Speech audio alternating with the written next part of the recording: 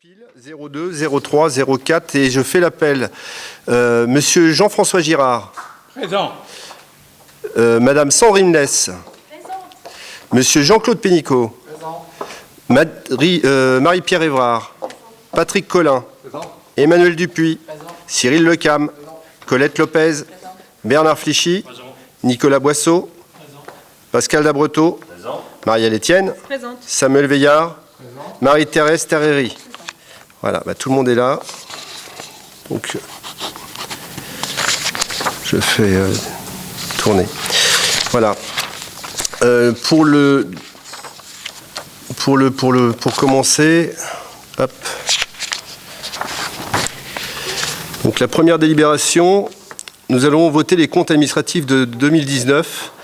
Pour la commune, le port, le golf et le lotissement. Je rappelle qu'on n'avait pas pu le faire, enfin on l'a fait la dernière fois, mais que le contrôle de légalité nous a demandé... Avant, il faut que tu demandes la délib suivante. Rajouter une...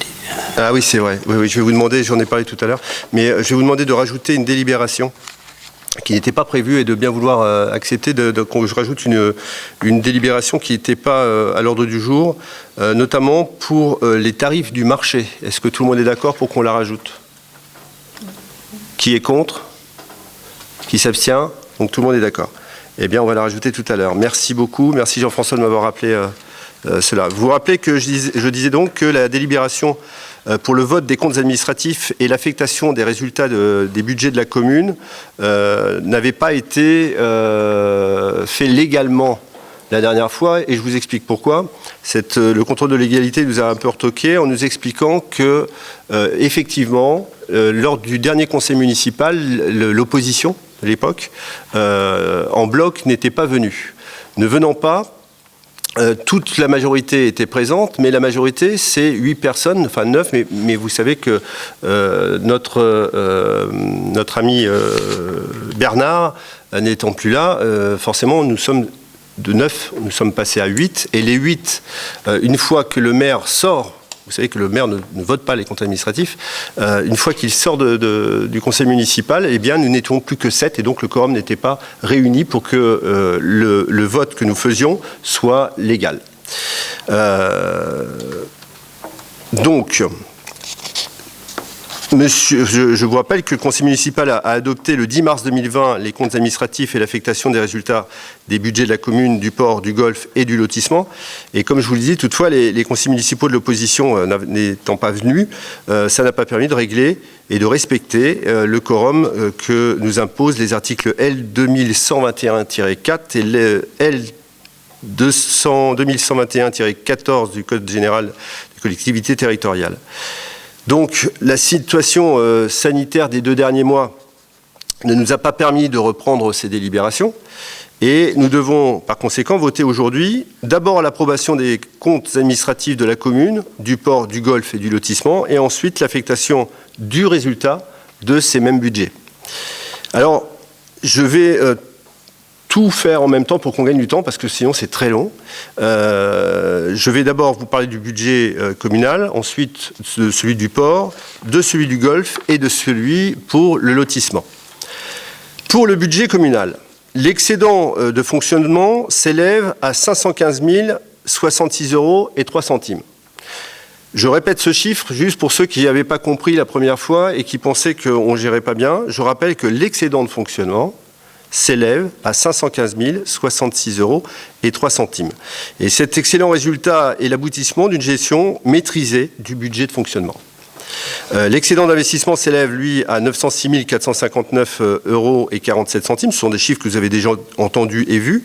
Excédent principalement lié à l'effet retardataire de la maîtrise d'ouvrage déléguée que nous avons pour l'aménagement du parc. Et il sera entièrement couvert en 2020. Par les intégrations des dépenses réalisées en 2019. L'affectation du résultat sera donc de 515 066 € et 03 centimes en recettes pour la section de fonctionnement et de 2 393 260 € et 62 centimes en recettes pour la section d'investissement. Voilà pour le budget communal.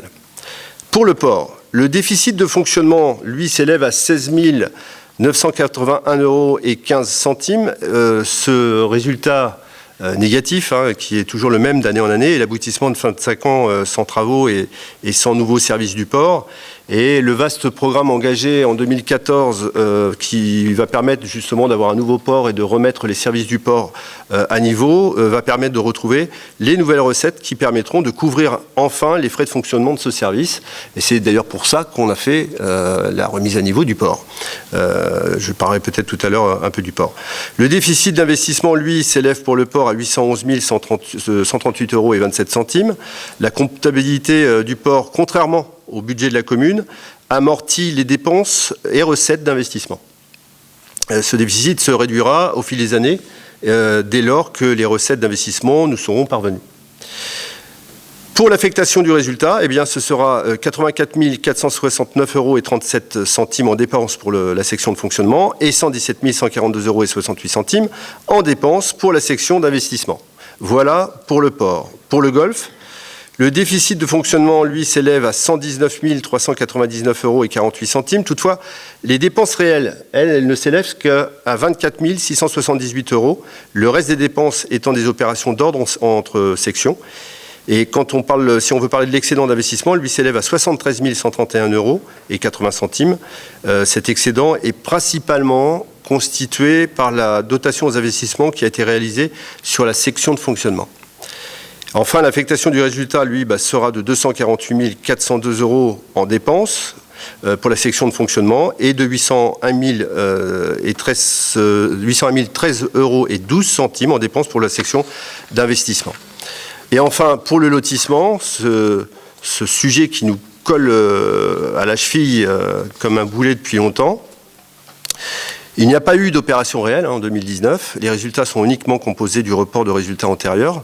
Je vous rappelle que c'était un déficit de 9 535 euros et 52 centimes pour le fonctionnement, donc pratiquement pas. Et un déficit, lui, par contre, de 282 952 euros et 50 centimes en investissement. C'est la vente des deux derniers lots qui permettra de couvrir seulement une partie de ce déficit. Mais il faudra assurément à terme, envisager de couvrir ce déficit par le budget principal, parce que sinon, on verra nous rechercher, ça c'est une certitude. Et l'affectation du résultat sera donc pour ce pôle, pour le lotissement, de 9 535 euros et 32 centimes pour la section de fonctionnement et 282 952 euros et 50 centimes en dépenses pour la section d'investissement. Et je vais passer la main à Marielle, puisque moi je ne peux pas délibérer, enfin vous proposer la délibération tout de suite. Voilà, donc je sors, je crois. Hein. Oui, au revoir. Et comme on est 14, ça va. Voilà.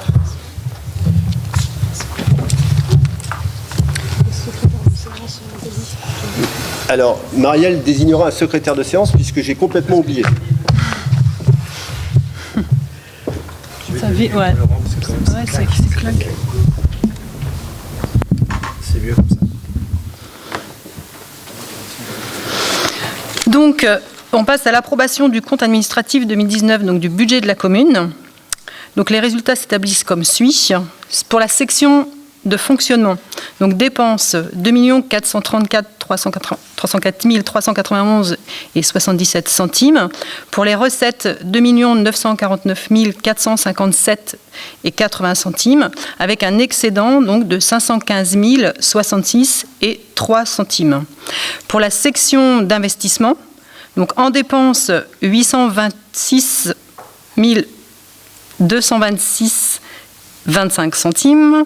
Pour les recettes, 1 732 685 et 72 centimes, avec un excédent donc, de 906 459 47 centimes. Le résultat global de l'exercice 2019 est donc de 1 421 525 et 50 centimes, et avec un reste à réaliser de 2019 en dépenses d'investissement, donc 2 631 555 et 30 centimes, et en recettes d'investissement 2 539 152 56 centimes. Voilà pour les comptes budget de la commune, et je veux savoir si, donc se prononcer, qui vote contre, qui s'abstient, Voilà. Et ce que j'ai oublié de faire, c'est de nommer un secrétaire de séance. Donc, ce que nous allons faire, je demande si quelqu'un veut être secrétaire. Ouais. Est-ce que quelqu'un veut bien être secrétaire de la séance du conseil municipal d'aujourd'hui? Cyril Lecam. Je ne répète pas, Cyril, tu avais pris note? C'est bon? Donc, approbation du compte administratif pour le budget du port. Donc, les résultats s'établissent comme suit. Donc, section de fonctionnement en dépenses, 180 781,33 centimes. Pour les recettes, 164 818 centimes. En déficit, 16 981,15 centimes. Pour la section d'investissement, en dépenses, 3 23 321 et 30 centimes. Et en recettes, 2 212 164 003 centimes.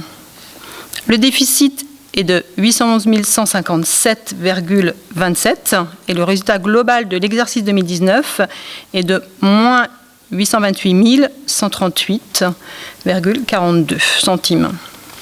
Avec des restes à réaliser en dépenses, 1 98 414 et 46 centimes. Et le reste à réaliser en recettes, 1 156 948 euros. Donc de la même façon, est-ce que quelqu'un vote contre? S'abstient? Donc, la délibération est votée. On passe maintenant donc au budget du Golfe. Donc, approbation du compte administratif 2019. Donc, les résultats s'établissent comme suit. Donc, la section de fonctionnement en dépenses, 161 742 et 42 centimes. En recettes, 42 342 et 94 centimes, avec un déficit de 119 399,48 centimes. En section d'investissement, pour les dépenses, 63 932 euros et 20 centimes. En recettes, 137,64 euros. 63 064 euros. En excédent, 73 131 et 80 centimes. Donc le résultat global de l'exercice 2019 est de moins 46 267 et 68 centimes. Le reste à réaliser en dépenses est de 7 000 euros et le reste à réaliser en recettes est de 553 000 euros. Donc nous passons au vote. Qui vote contre? Qui s'abstient? Donc le budget est voté. Le dernier, approbation donc, du compte administratif 2019 pour le budget de lotissement Le Pavillon. Donc les résultats s'établissent comme suit. Pour la section de fonctionnement, en dépenses, nous avons 282 952 et 50 centimes. Et en recettes, 282 952 1050 centimes. Et la section d'investissement, ce sont les mêmes chiffres, dépenses 282 952 euros 50 centimes et en recettes 282 952,50 centimes.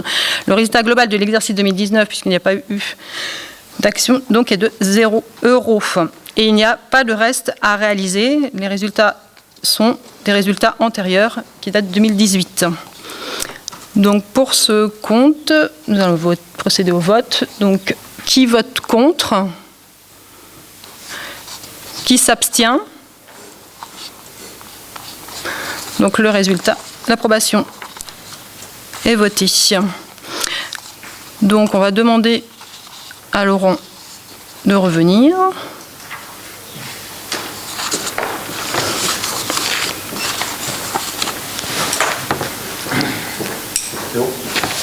C'est bon.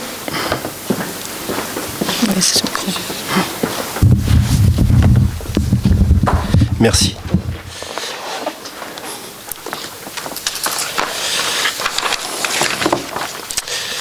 Donc, nous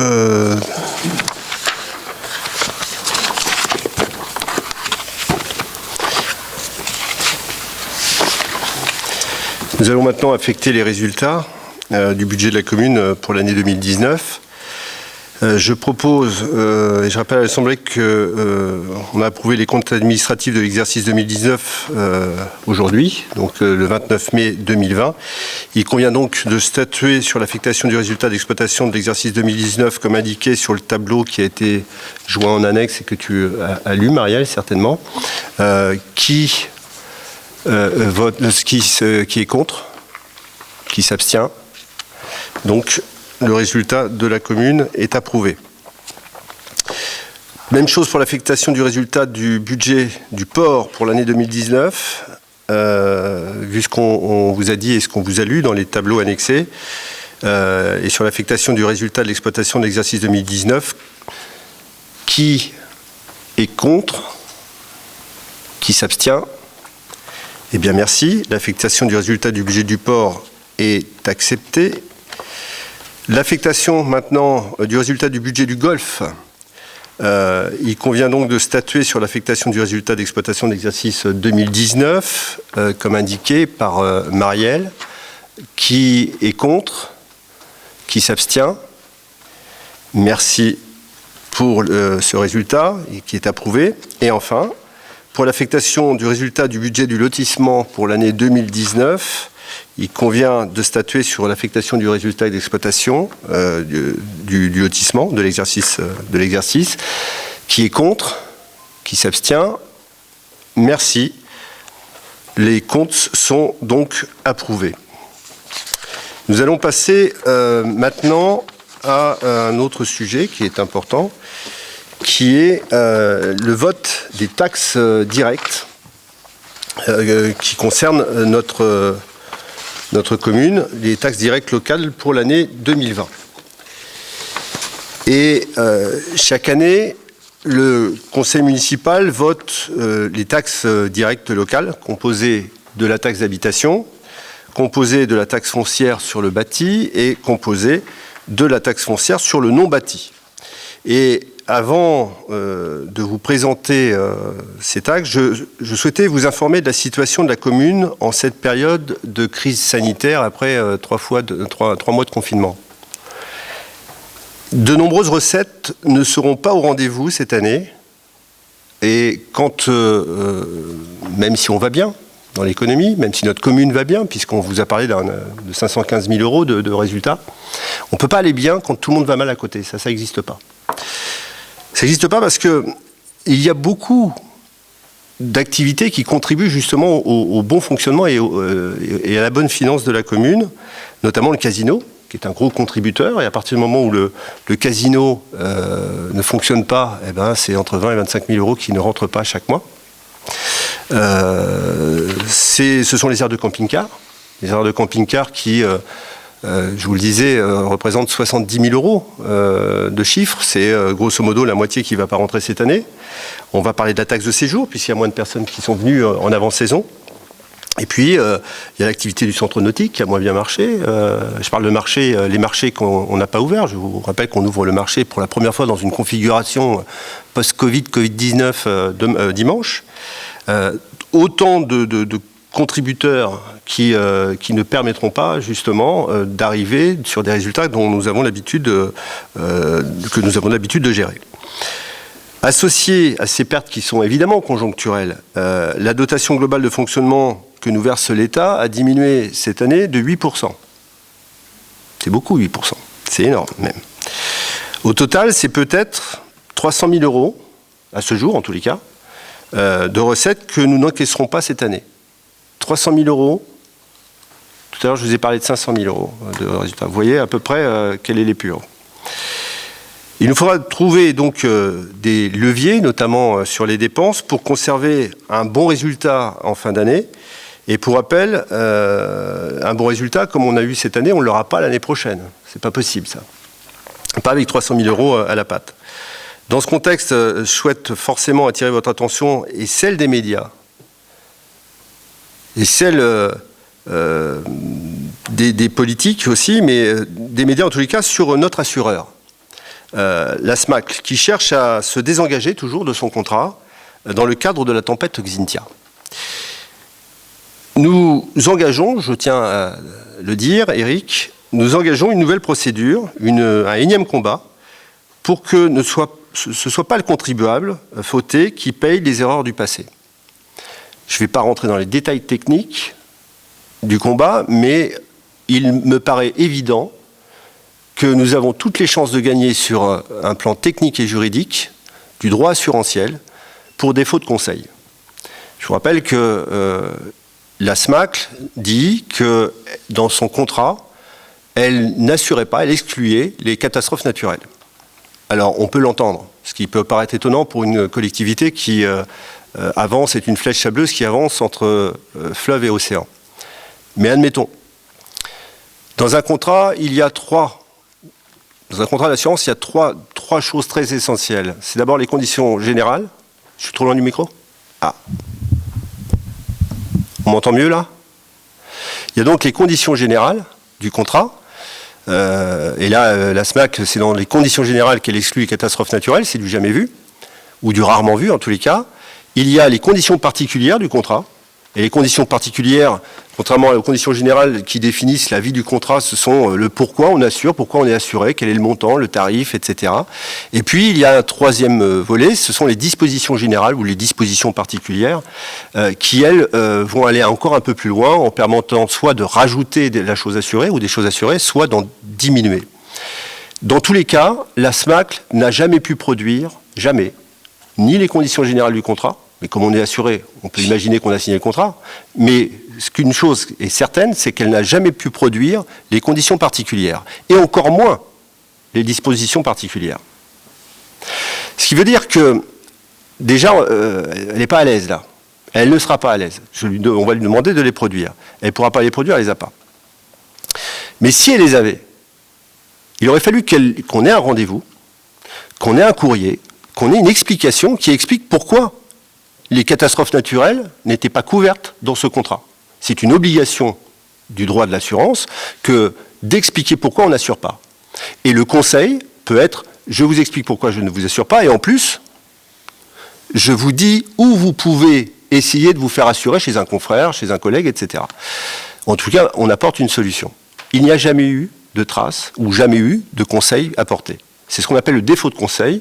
Je vous renvoie à la jurisprudence sur le défaut de conseil en assurance. C'est même plus la peine de mettre une virgule, c'est gravé dans le marbre du droit.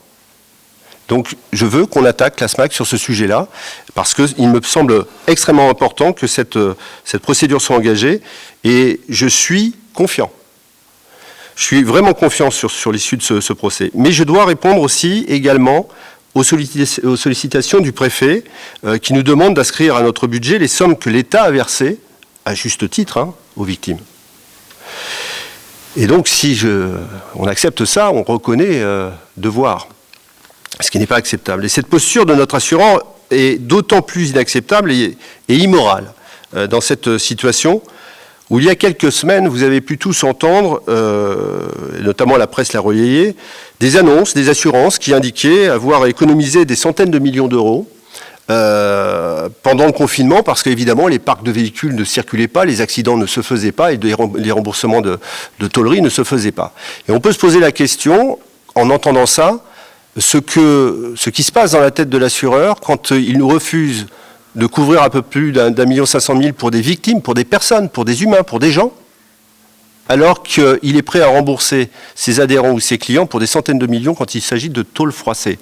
Je vous laisse réfléchir sur ce sujet-là. En tous les cas, j'espère que la presse pourra relayer. Et malgré tout cela, je le dis, je ne proposerai pas d'augmentation de l'impôt direct à la faute sur mer, mais je solliciterai les députés et les sénateurs pour qu'ils nous apportent le soutien qui me paraît évidemment indispensable pour une solidarité nationale qui devra s'appuyer sur les pans de l'économie qui ont bénéficié, elles, de cette situation. Nous avons déjà reçu des appels vraiment extrêmement sympathiques du Sénat, et notamment de Bruno Retailleau, qui m'a assuré de son soutien et comme il l'avait fait pour Patrick Join, pour relancer justement tout le parcours du combattant qui avait été initié, mais pour autant, cette fois-ci, avec une base juridique qui nous permettra, je l'espère, d'aller plus loin. En tout cas d'aller plus loin, mais ce qui est sûr, c'est qu'on va gagner. Donc, je vous propose une délibération. Et comme chaque année à cette époque, et suite au vote du budget primitif, il convient de fixer le taux des taxes directes locales pour l'année 2020. Et je vous propose donc une taxe d'habitation qui ne bouge pas à 9,44, un foncier bâti qui ne bouge pas à 15,17 et un foncier non bâti qui ne bouge pas à 42,13.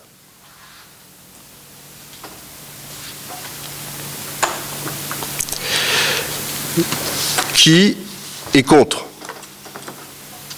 Qui s'abstient? Eh bien, je vous remercie beaucoup de suivre cette décision. Alors, à l'ordre du jour, qu'est-ce qui suit? La délibération pour un versement des indemnités de fonction de maire et aux adjoints au maire, et c'est moi. Bon, alors je continue.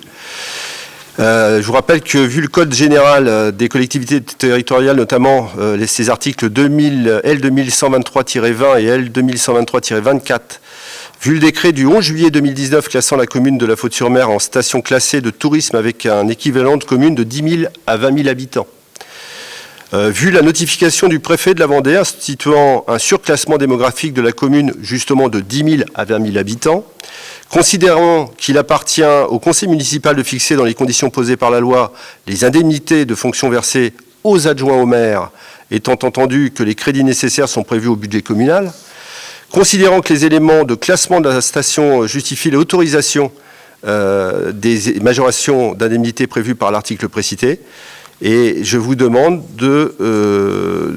d'écouter ce qui suit. Article 1er. À compter du 1er janvier 2020, le montant des indemnités de fonction du maire et des adjoints au maire est dans la limite de l'enveloppe budgétaire constituée par le montant des indemnités maximales susceptibles d'être allouées aux titulaires de mandats locaux, notamment par l'article L2123-23 au regard de la population fixée au taux suivant.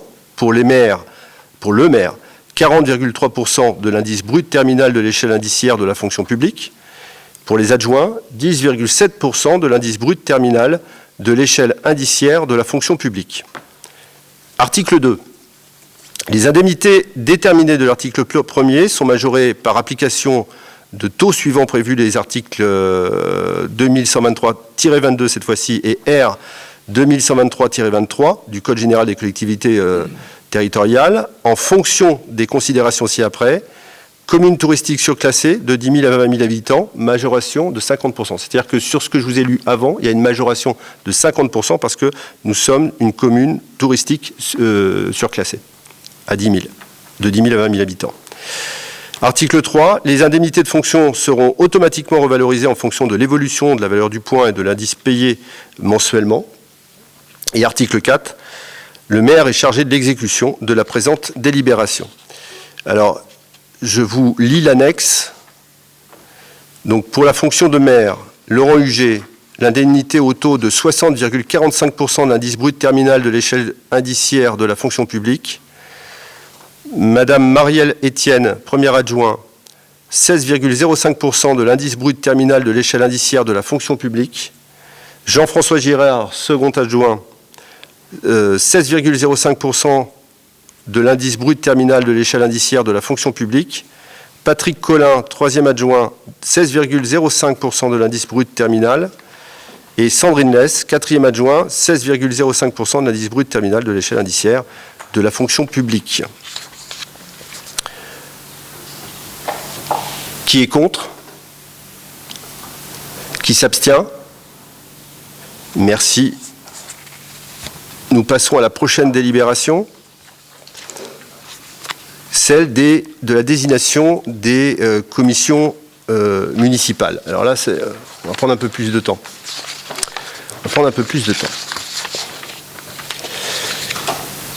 Durant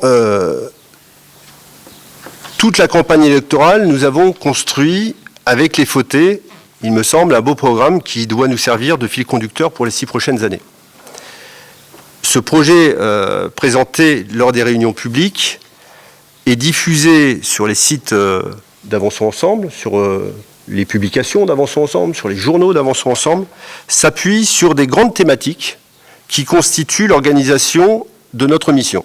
4 grandes thématiques, si vous vous rappelez, pour ceux qui avaient suivi. C'est pourquoi je vous propose de constituer les commissions municipales autour de ces 4 grands pôles, conduits par les 4 adjoints que vous avez élus samedi dernier.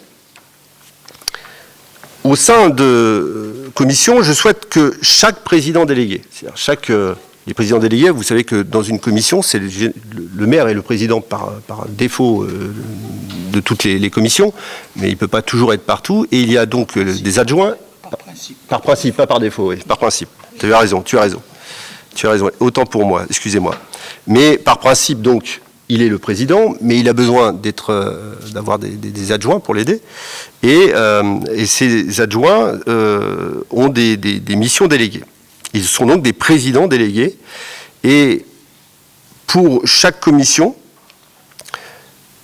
je voudrais qu'on continue tel qu'on l'a fait à l'époque, faire en sorte qu'on utilise les outils de la démocratie participative pour animer chacune des commissions. Donc je vous demande à chaque adjoint de présider dans ce cadre-là.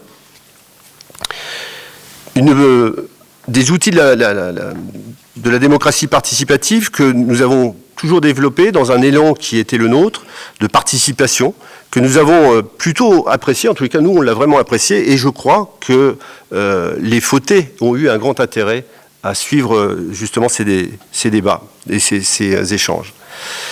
Donc, 4 pôles. Le premier pôle, le pôle cadre de vie. Ce pôle sera divisé en 3 commissions. La commission environnement, avec notamment la valorisation et le respect des paysages et des sites naturels de la commune, avec le plan de circulation et de stationnement. Il y aura aussi le sujet de la représentation de la commune auprès des gestionnaires de sites protégés tels que l'ONF, tels que la réserve de la Belle-Henriette, tels que le conservatoire du littoral, les parcs naturels marins, etc. Un autre sujet dans cette commission environnement, la gestion et la valorisation des déchets, l'éducation à l'environnement, la pédagogie à l'environnement, la vulgarisation scientifique, la gestion des plages, la gestion du trait de côte des plages et des ouvrages de protection, et j'en passe, mais vous voyez que déjà cette commission sera copieuse. Une autre commission, la commission documents et programmation de l'urbanisme, avec notamment le plan local d'urbanisme et les possibles révisions ou modifications, le schéma de cohérence territoriale, le SCOT, le plan local d'urbanisme communal et intercommunal, le PLUI, le plan de prévention du risque littoral et des risques littoraux, les PPRL, bref, tous les documents de programmation. Et puis une troisième commission, la commission sécurité, avec notamment le plan communal de sauvegarde, la réserve communale de sécurité civile, la surveillance des digues, la police municipale, la relation avec la gendarmerie, etc., etc. Voilà pour le cadre de vie. Deuxième grand pôle, on va dire deuxième grand ministère, ce pôle sera divisé, lui, en 3 commissions. Une commission intercommunalité, tous les sujets d'intercommunalité, donc les compétences intercommunales, l'idée de commune nouvelle, je veux que soit créé un atelier de commune nouvelle, et alors là, pour le coup, utiliser tous les outils de la démocratie participative telle qu'on l'a dit, c'est-à-dire le Conseil des sages, le nouveau Conseil des sages, le Conseil citoyen, les ateliers participatifs et les plans actions. Le CIVOM, puisque en attendant d'aller sur une voie d'une commune nouvelle, il y a d'abord le CIVOM, avec les relations avec nos amis de l'Aiguillon, puisqu'il faut qu'on travaille plus encore qu'on l'a fait main dans la main avec l'Aiguillon pour œuvrer à l'avenir de nos 2 communes. Une commission santé. Donc le sujet de la maison de santé, le réseau de voisinage, la conciergerie citoyenne, les plans solidaires, les œuvres de solidarité telles qu'on peut les travailler, on aura justement encore amélioré ce qu'on a commencé. Une commission affaires sociales et CCAS, donc la 3e commission de ce grand pôle, avec l'administration du CCAS, la banque alimentaire, les logements sociaux, tout ce qui peut permettre d'améliorer la vie, de ceux qui ont le plus besoin, qui sont le moins autonomes ou plus en précarité, ou en tous les cas qui connaissent des blocages ou des difficultés. Troisième grand pôle, le pôle vie locale. Ce pôle sera divisé en 4 commissions, celui-ci. La commission tourisme et animation, donc la programmation touristique, la communication, la nouvelle communication, les newsletters, le papier journal, les journaux, les sites internet, la programmation des animations d'hiver, le programme d'animation d'été, le programme d'animation culturelle d'hiver. Deuxième commission, la commission sport et association, qui n'est pas là pour faire joli, parce que je vous rappelle que c'est dans cette commission qu'on étudiera les subventions aux associations, l'utilisation des salles et des équipements qui sont mis à disposition, le centre nautique, mais surtout le partenariat olympique, puisque je vous rappelle que nous sommes terre de jeu pour les 4 prochaines années, et j'espère bien qu'on pourra renouveler ça après, le développement du projet de ville sportive, puisque la Faute-sur-Mer doit devenir labellisée ville sportive. Troisième commission, la commission du port. Le développement du port comme destination. Je vous rappelle que dans notre projet, on a décidé que le port devienne une vraie destination, point de départ, point d'arrivée, autant développer les échanges socioculturels et commerçants. Une commission portuaire du département, la gestion du port à sec, les nouveaux services, etc., etc. Quatrième commission, la commission commerce, foire et marché. Là aussi, c'est une promesse que nous avons faite, c'est-à-dire de plus s'impliquer dans la vie et l'économie de notre village. Donc le projet du centre-ville commerçant, l'organisation des marchés, la gestion des terrasses commerciales, mais il y a plein d'autres sujets où on sera en initiateur de projets sur le pôle économique de notre commune. Quatrième grand pôle, le pôle affaires municipales. Ce pôle sera, lui, divisé en 5 commissions. La commission vie scolaire et école. Donc, évidemment, si je dis ça, on parle du conseil d'école, l'équipement et le matériel scolaire, puisque je vous rappelle que c'est nous qui en avons la charge, la cantine, la garderie, tout ce qui concerne nos enfants et l'éducation. La commission travaux, très lourde commission à la Faute-sur-Mer, puisqu'on sait que on a commencé, on ne s'arrête plus, donc les travaux de voirie, les travaux du centre technique municipal, le suivi des grands chantiers, puisqu'il y a encore beaucoup de chantiers qui sont en cours et qu'il faut terminer, et puis il y a des chantiers qui vont démarrer, des nouveaux chantiers qui vont démarrer, donc il faudra suivre assidûment tout ça. Troisième commission, la commission instruction de l'urbanisme. Alors là, c'est ce qu'on appelait dans le temps la commission urba. Maintenant, on l'appelle la commission instruction de l'urbanisme, donc c'est les avis sur les permis de construire, les contentieux aussi qui sont, alors permis de construire, de demande préalable, etc. Et puis les contentieux liés aux autorisations du droit du sol. La commission d'appel d'offres, alors comme son nom l'indique, c'est tous les avis sur les appels d'offres, donc ça rejoint les travaux et les finances. La commission de délégation de services publics. Donc la 5e commission, c'est la même chose, les avis sur les délégations de services publics. Et puis je rajoute une 5e commission, enfin, un 5e pôle, on va dire, c'est le pôle finance, qui est, lui, par définition, un peu ad hoc, puisque transversal, il concerne évidemment toutes les commissions, parce qu'il faut tout le temps aller voir Bercy, comme on dit, si on veut des sous pour que ça avance. Alors, la commune passe aussi, dans sa gestion, par sa représentation au sein de nombreux autres organismes, afin de défendre nos intérêts, les intérêts de la commune, mais aussi d'être une force de proposition sur des dossiers extra-communaux. Donc tout à l'heure, à la suite de la lecture que je vais faire, d'abord des commissions classiques, je reviendrai sur ces représentations, puisqu'il faut aussi que certains d'entre nous soient nommés dans la représentation, dans ces représentations. Donc, après avoir exposé les différentes commissions, je propose au conseil municipal de voter la constitution justement de ces différentes commissions selon le tableau qui va être en lecture. Je ne sais pas, c'est moi qui l'ai ? Ah, je l'ai. Et je vais vous en faire la lecture avant que vous votiez, puisque je vais vous dire quels sont les conseillers et les conseillers délégués puisque vous verrez que j'ai nommé des conseillers délégués, j'ai proposé des conseillers délégués pour aider les présidents délégués à aller dans leurs tâches et surtout réussir leurs tâches.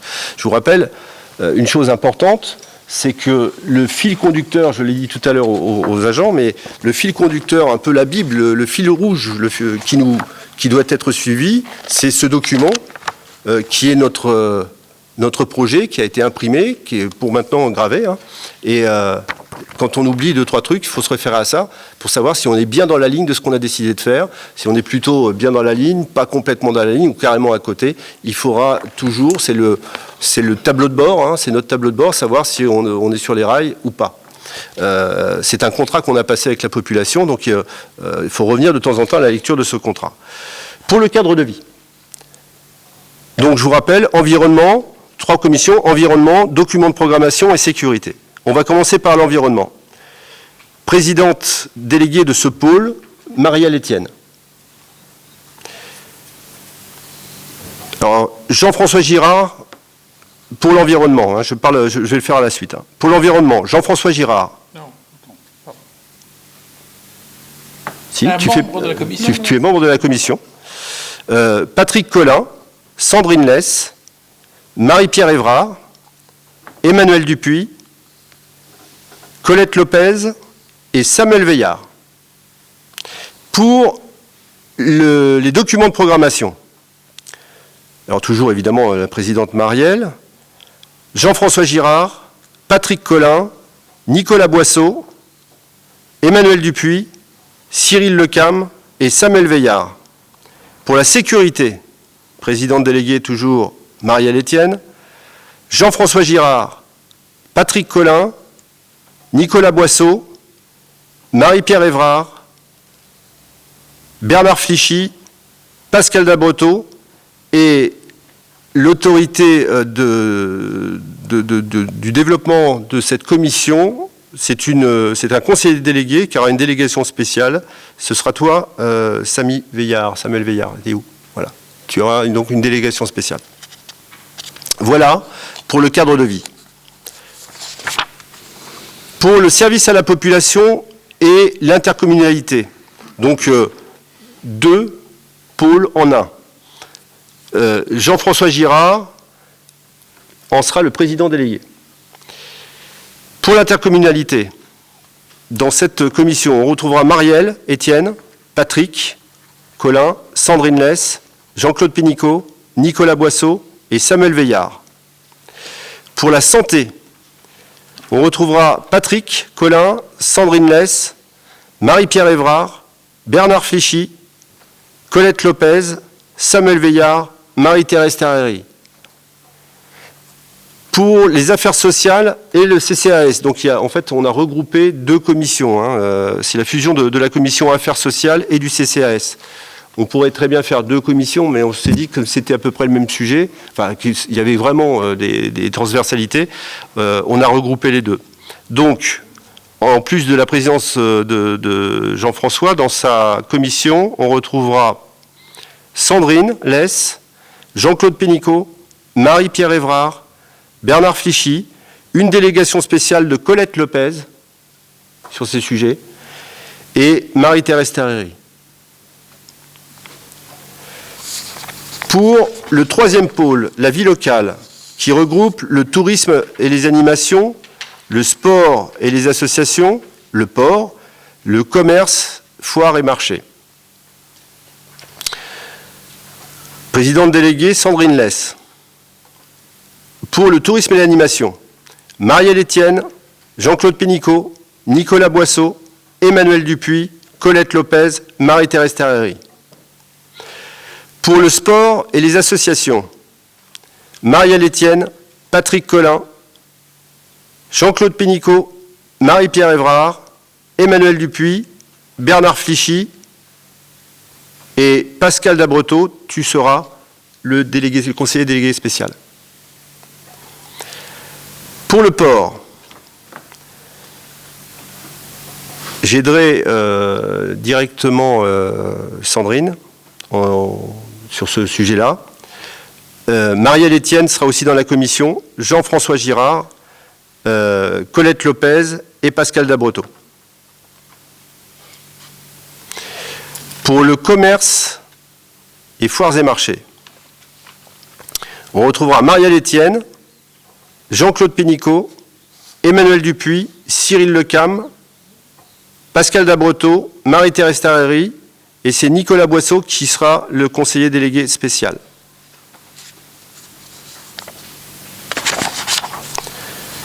Pour les affaires municipales maintenant, 4e grand pôle. Pour la vie scolaire, alors excusez-moi, le président, c'est Patrick Collin, qui donc a sous... Pardon ? Le président délégué, c'est Patrick Collin, le président c'est... Oui, moi. Mais le président délégué, c'est Patrick Collin. On retrouve dans les affaires municipales, je vous l'avais dit, la vie scolaire, les travaux, les instructions l'urbanisme, les appels d'offres et les délégations de services publics. Patrick, dans tes commissions, tu auras, pour la vie scolaire, Marielle Etienne, Jean-François Girard, Marie-Pierre Évrard, Emmanuel Dupuis et Cyril Lecam. Pour les travaux, Marielle Etienne, Jean-François Girard, le président délégué, c'est toujours Patrick. Non, le conseiller délégué, c'est Nicolas Boisseau, excuse-moi. J'ai cherché, il y a 2 délégations pour Nicolas Boisseau. Il sera aussi sur ce pôle travaux. Sandrine Less, Cyril Lecam et Bernard Flichy. Pour l'instruction urbaine, Marielle Etienne, Nicolas Boisseau, Emmanuel Dupuis, Samy Veillard, Marie-Thérèse Tarreri. Pour les appels d'offres, là, le maire est titulaire d'office et il y a 3 autres titulaires et 3 suppléants. Pour les 3 conseillers titulaires pour les appels d'offres, Marielle Etienne, Patrick Collin, Nicolas Boisseau. Pour les suppléants à Patrick Collin, Bernard Flichy, suppléant de Nicolas Boisseau, Pascal Dabreteau, et suppléant de Marielle, excusez-moi, Marie-Thérèse Tarreri. Pour les délégations de services publics, là c'est le maire plus 5 titulaires et 5 suppléants. Marielle, tu es titulaire. Jean-François Girard, tu es titulaire. Patrick Collin, titulaire. Sandrine Less, titulaire. Nicolas Boisseau, titulaire. Suppléant Cyril Lecam de Jean-François Girard. Suppléant Bernard Flichy de Patrick Collin. Colette, tu es suppléante de Sandrine Less. Pascal Dabreteau, tu es suppléant de Nicolas Boisseau. Et Marie-Thérèse Tarreri, tu es suppléante de Marielle Etienne.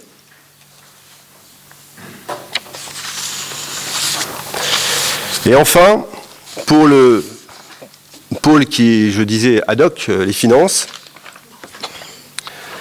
le président, le maire, dans la commission Marielle Etienne, le 2e adjoint Jean-François Girard, le 3e adjoint Patrick Collin, la 4e adjointe Sandrine Less, Jean-Claude Pénicaud, Nicolas Boisseau, une délégation spéciale pour ce pôle de Cyril Lecam et Marie-Thérèse Tarreri.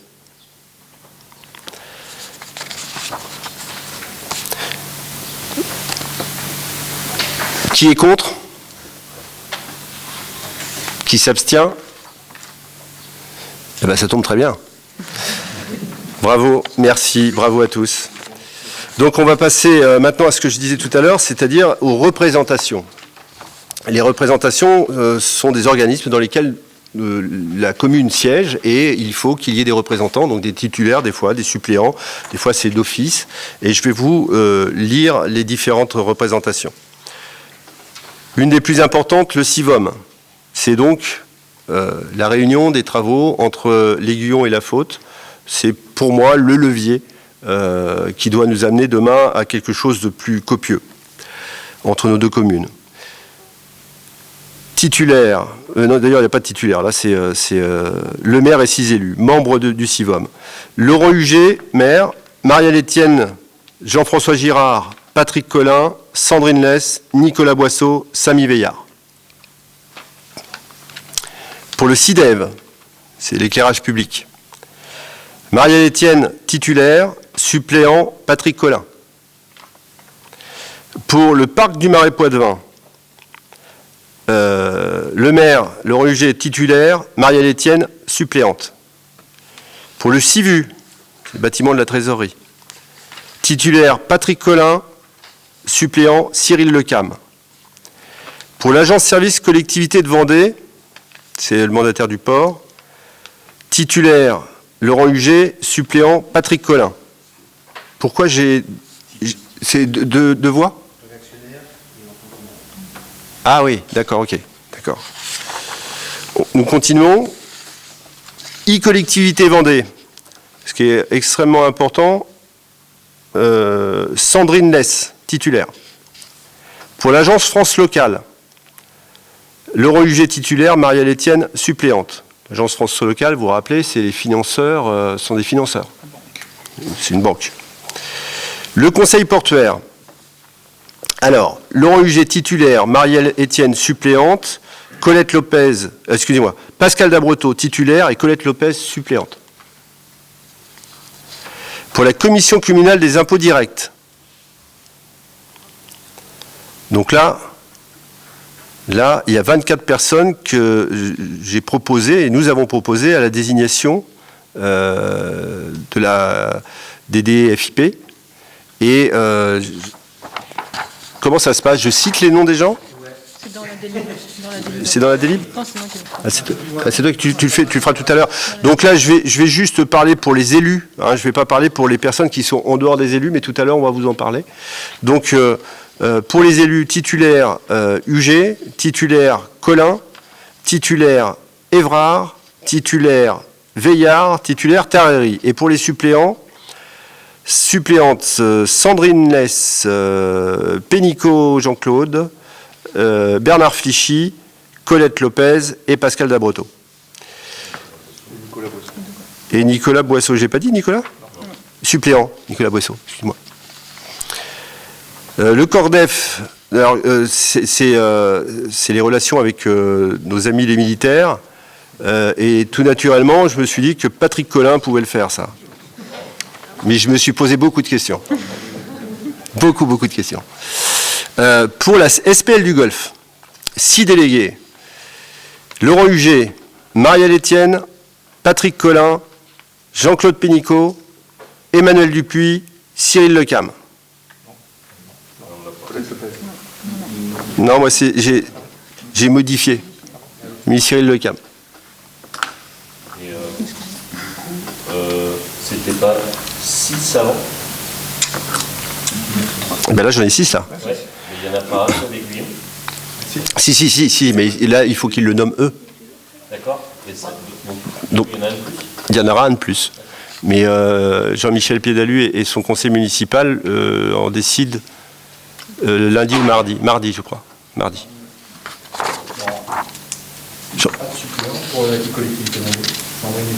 Oui, oui, j'ai vu qu'il n'y avait pas de suppléant pour Économie. Il n'y a qu'un seul titulaire.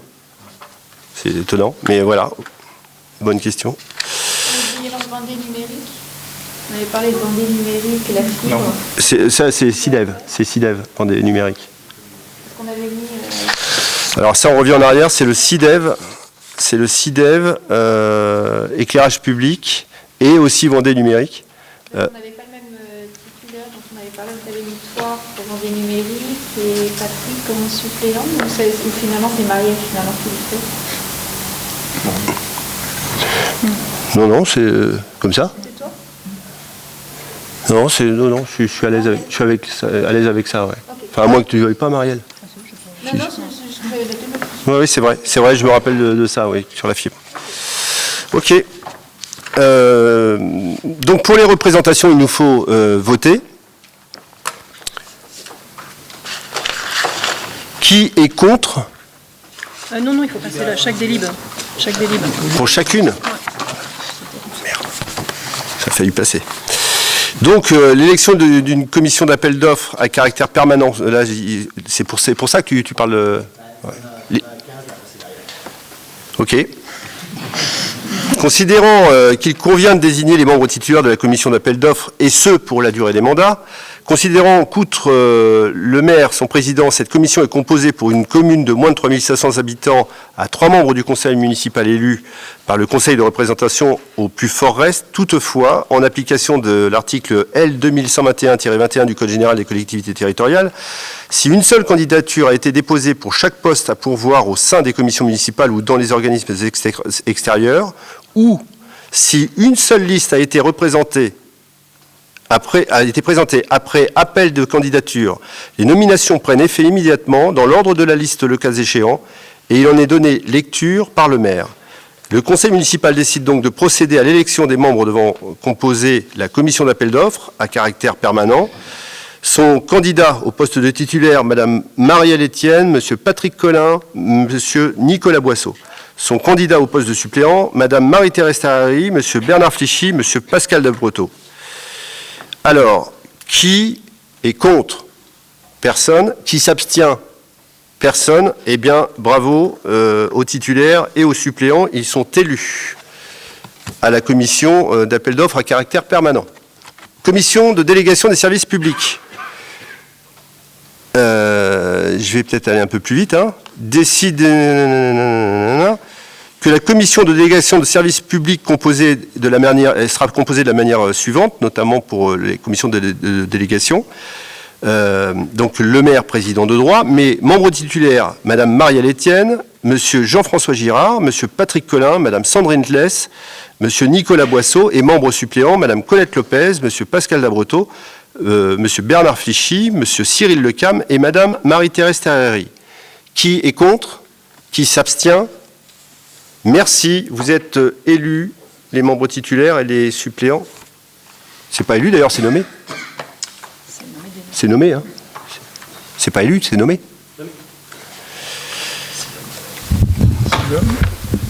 Non? Sivom. Monsieur le maire, Sivom. Oui, c'est pour ça que de plus, c'est ce que je disais tout à l'heure, la gestion de la commune passe également par sa représentation au sein d'autres organismes, et notamment celui du CIVOM. C'est pourquoi je propose à Jean-François Girard de nous lire la délibération concernant les nominations au CIVOM, des membres au CIVOM. Donc, compte tenu merci monsieur le maire, du fait qu'il convient que le conseil désigne ses représentants, il faut tenir compte du fait que les membres qui représentent les communes de La Faute et de l'Aiguillon-sur-Mer au conseil du CIVOM sont au nombre de 7 pour chacune des communes.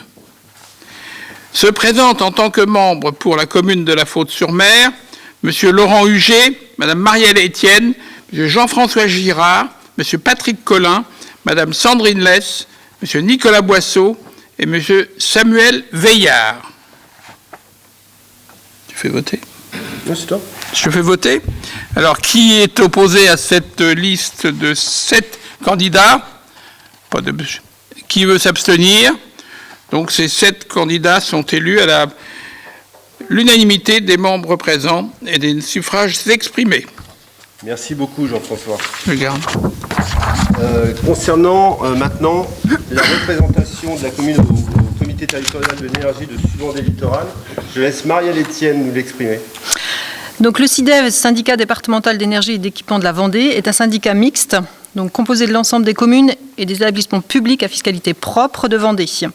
Son organe délibérant, le comité syndical, est constitué d'une part des représentants directs des comités de communes et d'agglomération et de la commune de l'Île-Dieu, et d'autre part de délégués élus par les comités territoriaux de l'énergie, qu'on appelle le CTE, et qui regroupe les représentants des communes.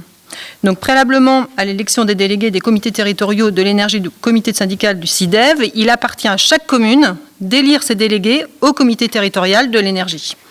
Chaque commune doit donc désigner pour siéger au comité territorial de l'énergie du Sud-Vendée Littoral un délégué ou une déléguée titulaire, ainsi qu'un ou une déléguée suppléante, appelée à siéger au comité territorial avec voix délibérative en cas d'empêchement du titulaire, sans toutefois pouvoir être élu délégué au comité syndical. Vu le Code général des collectivités territoriales, notamment ses articles L 2122-7, L 5211-7, L 5212-7 et L 5711-7, 4-1, vu les statuts du CIDEV, vu le rapport ci-dessus exposé, considérant que le conseil municipal doit désigner un délégué titulaire et une déléguée suppléante, ou un, choisi parmi ses membres, sous réserve des inéligibilités et incompatibilités de droit commun, et à condition qu'il ne soit pas déjà délégué au titre de la communauté de communes Sud-Vendée Littoral. Donc, il a été désigné. Madame Marielle Etienne, elle s'est portée candidate, pour représenter la commune, et Patrick Collin s'est porté candidat pour être suppléant. Donc, nous allons passer au vote. Donc, qui vote contre? Qui s'abstient? Donc, ces deux personnes sont nommées en tant que déléguées au syndicat. Merci Marielle. Tu vas passer maintenant à la représentation de la commune au syndicat mixte du parc naturel régional du Marais Poitevin. Elle est plus courte. Oui. Donc, Monsieur le maire fait savoir au conseil municipal que la commune, non, c'est moi, a adopté la charte du parc naturel régional du Marais Poitevin et elle est membre du syndicat mixte du parc naturel régional du Marais Poitevin. La commune y est représentée, conformément au statut en vigueur, par un délégué titulaire et un délégué suppléant. Ces délégués doivent être désignés après chaque renouvellement général des conseils municipaux. Donc, en qualité de délégué titulaire, Laurent Huget, en qualité de déléguée suppléante, Marielle Etienne. Donc, de la même façon, qui vote contre? Qui s'abstient? Donc, on considère que ces deux personnes sont nommées au sein du syndicat mixte du parc naturel régional du Marais Poitevin. Merci Marielle. Je continue par la représentation de la commune au CIVU Trésorerie. Je vous fais savoir qu'au conseil municipal, que la commune fait partie du syndicat intercommunal à vocation unique pour la construction et la gestion de la trésorerie de Moutier-les-Mauffets et qu'il est représenté conformément au statut en vigueur par un délégué titulaire et un délégué suppléant. Et ces délégués doivent être désignés après chaque renouvellement général des conseils municipaux selon la disposition de l'article L 5212-7 du Code général des collectivités territoriales. Et donc, on vous demande de délibérer pour les titulaires Monsieur Patrick Collin et le délégué suppléant, Monsieur Cyril Lecam. Qui est contre? Qui s'abstient? Eh bien, Patrick Collin est délégué titulaire et Cyril Lecam est délégué suppléant du CIVU Trésorerie. On continue avec la désignation par Marielle, la délibération pour la désignation des représentants de la commune de La Faute-sur-Mer à la Société anonyme publique locale, agence de services aux collectivités locales de Vendée, l'ASCLV.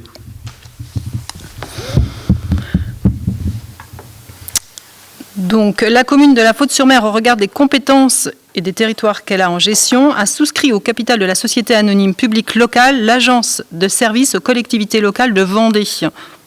On appelle aussi Vendée Expansion. L'agence de services aux collectivités locales de Vendée a pour objet l'accompagnement exclusif des collectivités locales et leurs groupements actionnaires dans la mise en œuvre de la politique publique locale, de leur politique publique locale. À ce titre, elle peut intervenir pour ce qui concerne la réalisation d'opérations d'aménagement au sens de l'article L 300-1 du Code de l'urbanisme, la réalisation d'opérations de construction, par exemple bâtiments, voiries, et toute autre activité d'intérêt général permettant d'accompagner les collectivités dans le domaine de leur politique de développement économique, touristique et immobilière. Les instances de la société, Assemblée spéciale, Conseil d'administration, Assemblée générale, sont exclusivement composées d'élus représentant les collectivités locales et les groupements actionnaires. Il convient donc de désigner les représentants de notre commune de La Faute-sur-Mer au sein des instances de la SAPL, Agence au service des collectivités locales de Vendée. Au vu de ces éléments, il est proposé de désigner un membre du conseil municipal afin de représenter la commune de La Faute-sur-Mer au sein de l'Assemblée générale, de l'Agence des services aux collectivités locales de Vendée, ainsi qu'un suppléant. De désigner un membre du conseil municipal afin de représenter la commune au sein de l'Assemblée, c'est la même chose. Et d'autoriser par contre le représentant de la commune de La Faute-sur-Mer à l'Assemblée spéciale et à accepter exercer toute fonction liée à la représentation au sein de la SPL, Agence des services aux collectivités locales de Vendée, présidence de l'Assemblée spéciale, représentative de l'Assemblée spéciale du conseil d'administration censeur.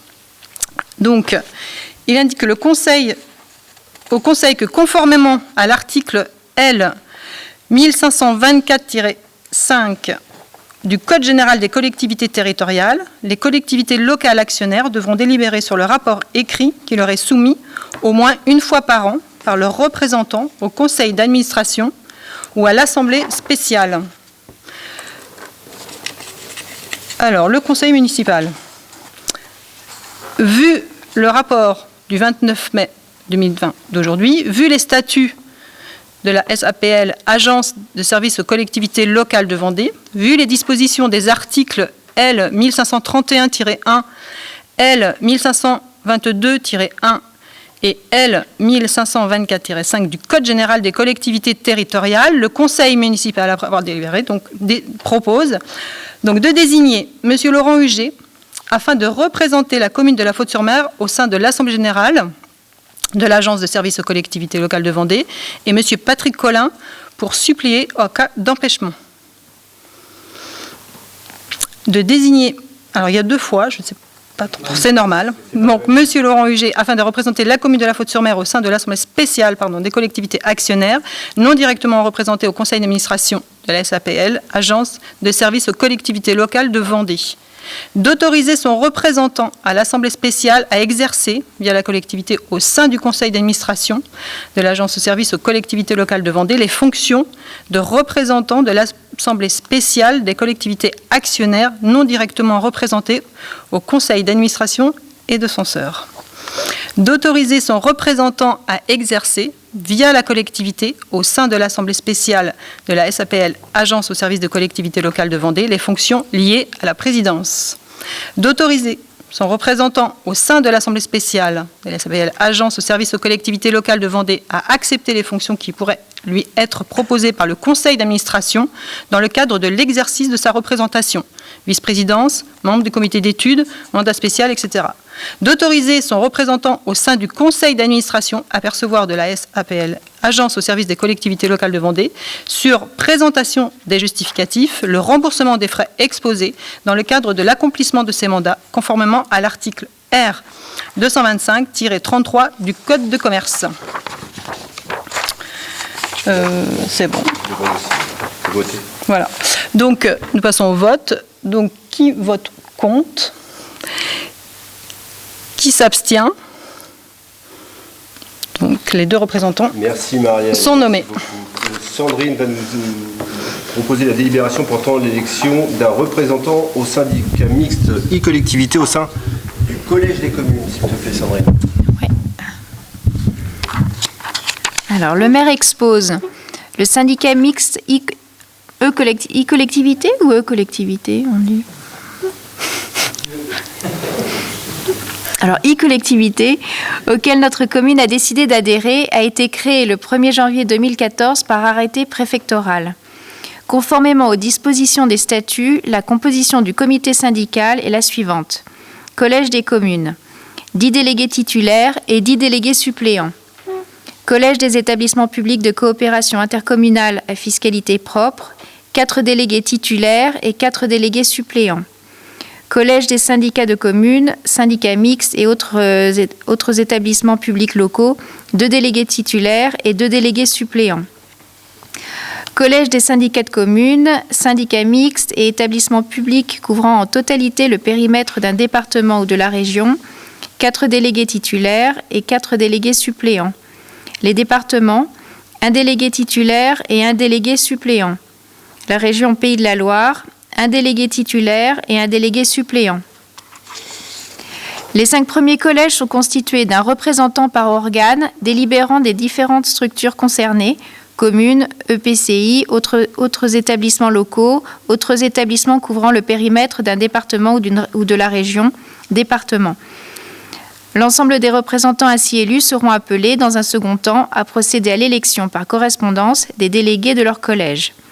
Le maire sollicite donc l'assemblée délibérante de la commune afin de procéder à l'élection de son représentant, appelé dans un second temps à procéder à l'élection des délégués au sein du comité syndical dit collectivité.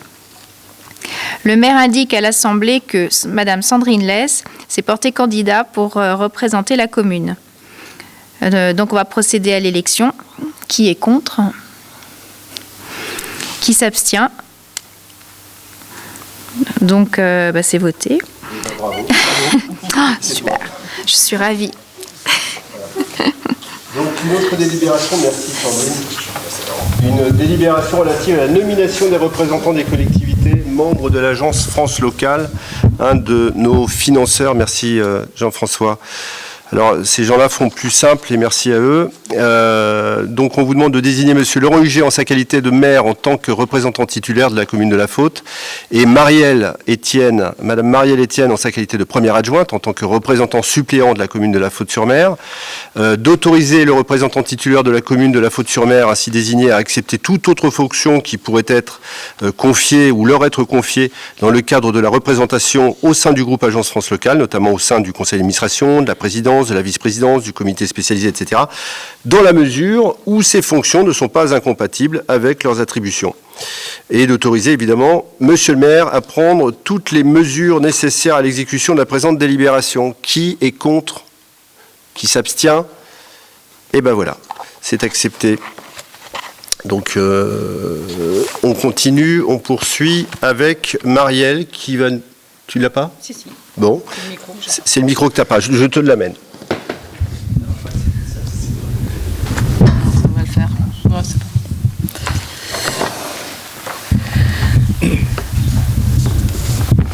Donc cette délibération concerne la désignation des représentants pour le conseil portuaire des ports de l'Aiguillon-sur-Mer à la Faute-sur-Mer. Donc, Monsieur le maire informe le conseil municipal que l'article R621-2 du Code des ports maritimes, CPM, fixe la composition du conseil portuaire dans les ports départementaux où se pratiquent simultanément au moins 2 des activités de commerce, de pêche et de plaisance.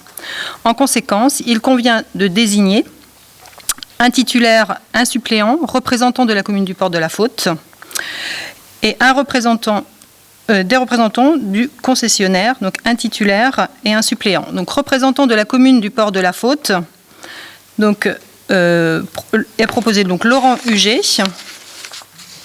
et Marielle Etienne en tant que suppléante, et les représentants donc du concessionnaire, titulaire Pascal Dabreteau, et en suppléant, Colette Lopez. Donc, le vote de ces nommés. Donc, qui vote contre? Qui s'abstient? Donc, ces titulaires et ces suppléants sont donc nommés. Maintenant, on propose des membres pour la constitution de la commission intercommunale. Oui, Cécile. Mais oui, c'est vrai, j'aurais pu le faire, c'est pas la peine de te déplacer à chaque fois. Oui, je l'ai. On vous a parlé tout à l'heure de la CCID, ce sont les impôts.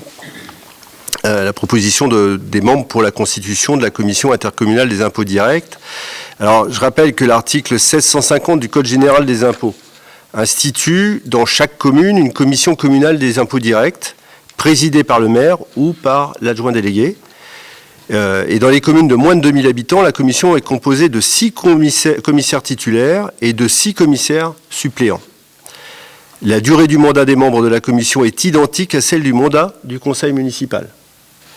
Les commissaires doivent être de nationalité française, être âgés de 25 ans au moins, jouir de leurs droits civils, être inscrits au rôle des impositions directes locales dans la commune, être familiarisés avec les circonstances locales et posséder des connaissances suffisantes pour l'exécution des travaux confiés à la commission, et un commissaire doit être domicilié en dehors de la commune. Par ailleurs, l'article 44 de la loi de finances rectificative pour 2011 modifie les règles de fonctionnement de la commission communale des impôts directs en prévoyant la présence éventuelle et sans voix délibérative d'agents de la commune ou de l'EPCI dans la limite suivante.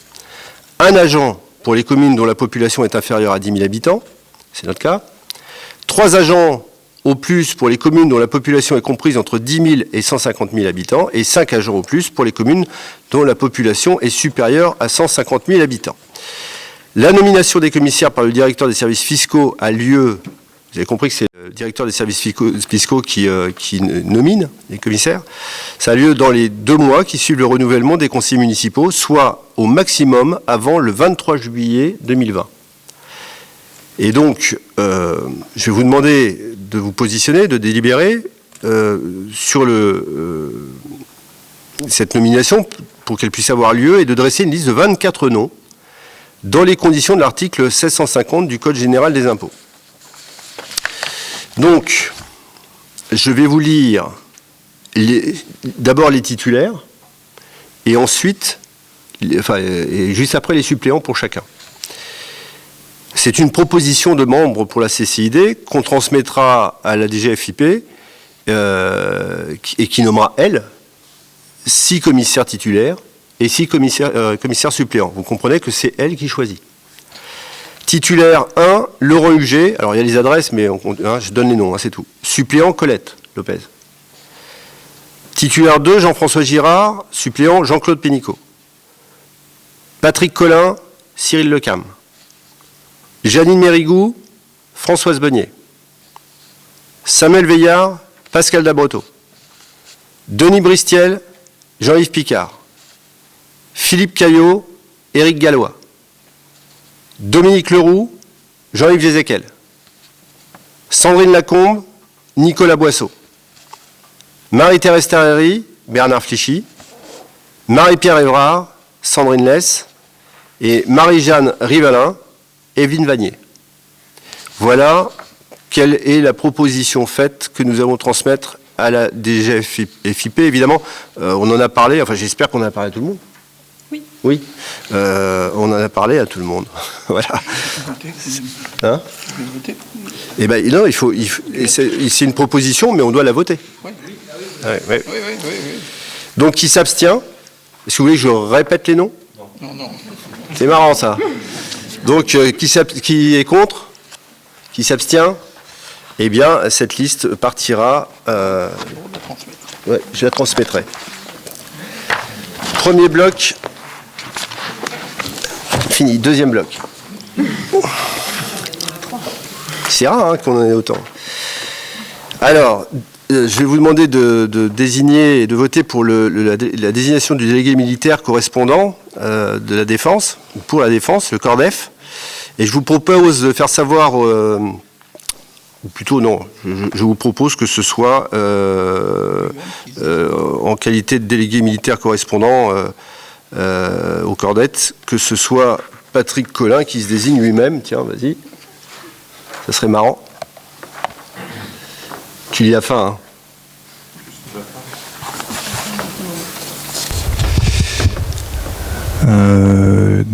Monsieur le maire fait savoir au conseil municipal que suite à la demande de Madame la présidente des associations des maires de Vendée, qu'il appartient à chaque commune de désigner un délégué militaire correspondant défense CORDEF parmi les membres du conseil municipal. Les correspondants défense seront amenés à être en liaison avec les autorités civiles et militaires et leur département de leur région pendant leur mandat électif. Les missions du correspondant défense remplissent en premier lieu une mission d'information et de sensibilisation des administrés de leur commune aux questions de défense. Les missions d'information s'exercent dans le domaine concernant le parcours de citoyenneté, le recensement et la journée d'appel et de préparation de la défense. Le délégué doit être désigné après chaque renouvellement général des conseillers municipaux, après en avoir délibéré par voie le conseil municipal. Donc on vote. Qui est contre ? Qui s'abstient ? Bon, donc je suis donc élu en tant que délégué militaire correspondant CORDEC. Merci Patrick. On va désigner les administrateurs de la société publique locale, la SPL du Golfe. Il faudrait que je récupère le document. Je vous rappelle que par délibération du Conseil du 16 décembre 2016, avait été décidé de la création d'une société publique locale, ce qu'on appelle une SPL, Golfe de la Presqu'île, en vue d'assurer l'exploitation du Golfe. Et il a été également approuvé des statuts de la SPL en annexe, ainsi que le montant de la participation au capital émanant de la commune. Il convient, par suite, de procéder à la désignation de ces 6 représentants au conseil d'administration de la société, puisque le conseil d'administration va être réuni très prochainement, conformément à ces statuts. Alors, il faut remettre que ces 6 représentants au conseil d'administration de la commune enfin en tout cas qui nous concerne nous, parce qu'il ne faut pas oublier qu'il y en a un de plus à l'Aiguillon, hein. Puisque je vous rappelle qu'il y a 2 actionnaires, la Faute-sur-Mer à 99%, d'ailleurs c'est 99 parts et une part pour l'Aiguillon-sur-Mer.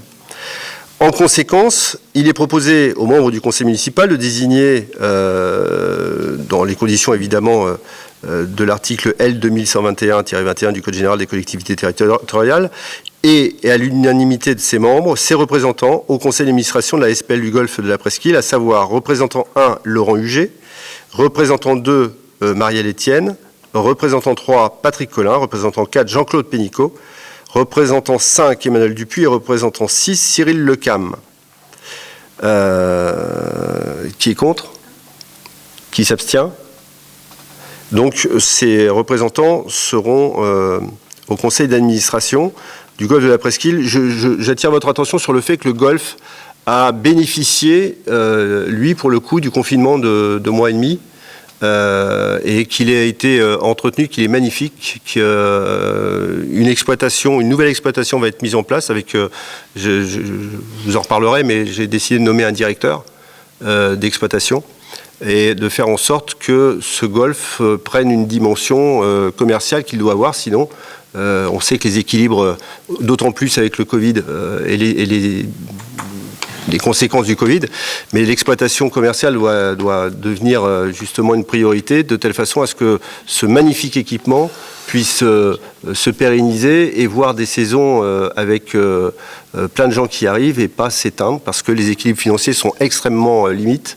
Et voilà, je vais faire ce qu'il faut, et nous allons faire ce qu'il faut pour traverser la tempête. Voilà. Autre sujet.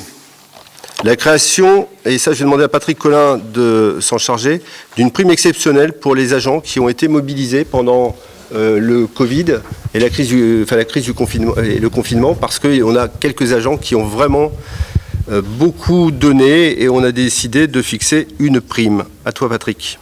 Donc, création d'une prime exceptionnelle pour les agents mobilisés pendant l'état d'urgence sanitaire, déclaré en application de l'article 4 de la loi numéro 2020/290 du 23 mars 2020 d'urgence pour faire face à l'épidémie du Covid-19.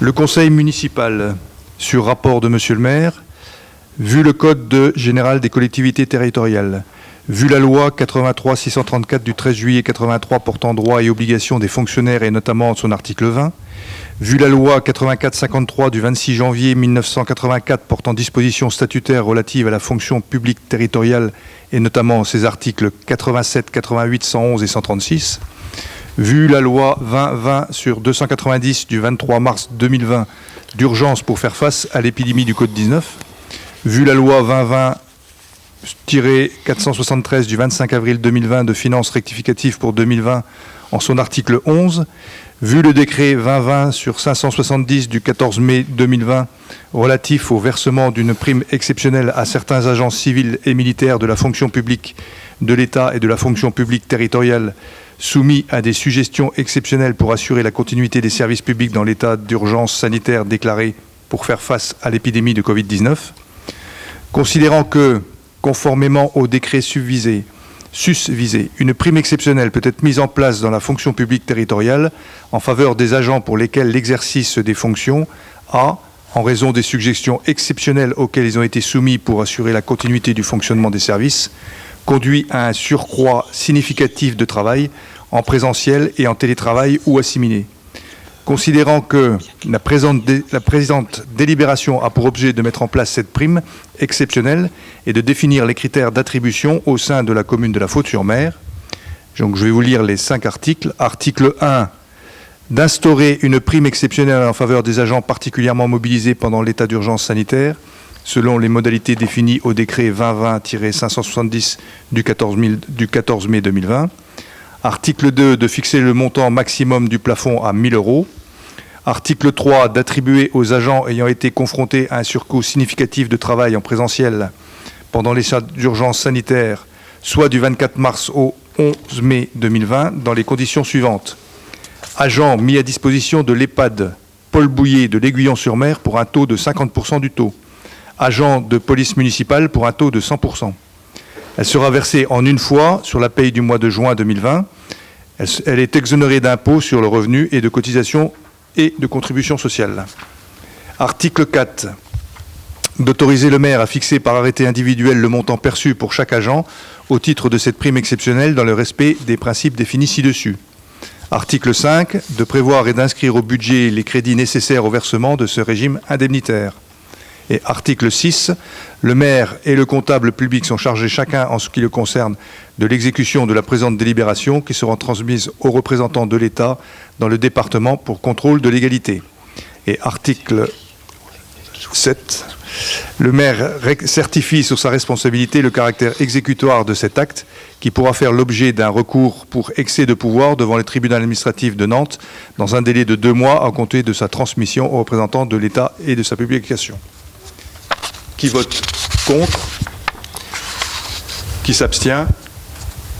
Donc la délibération est décidée. Merci. 15 voix contre 0.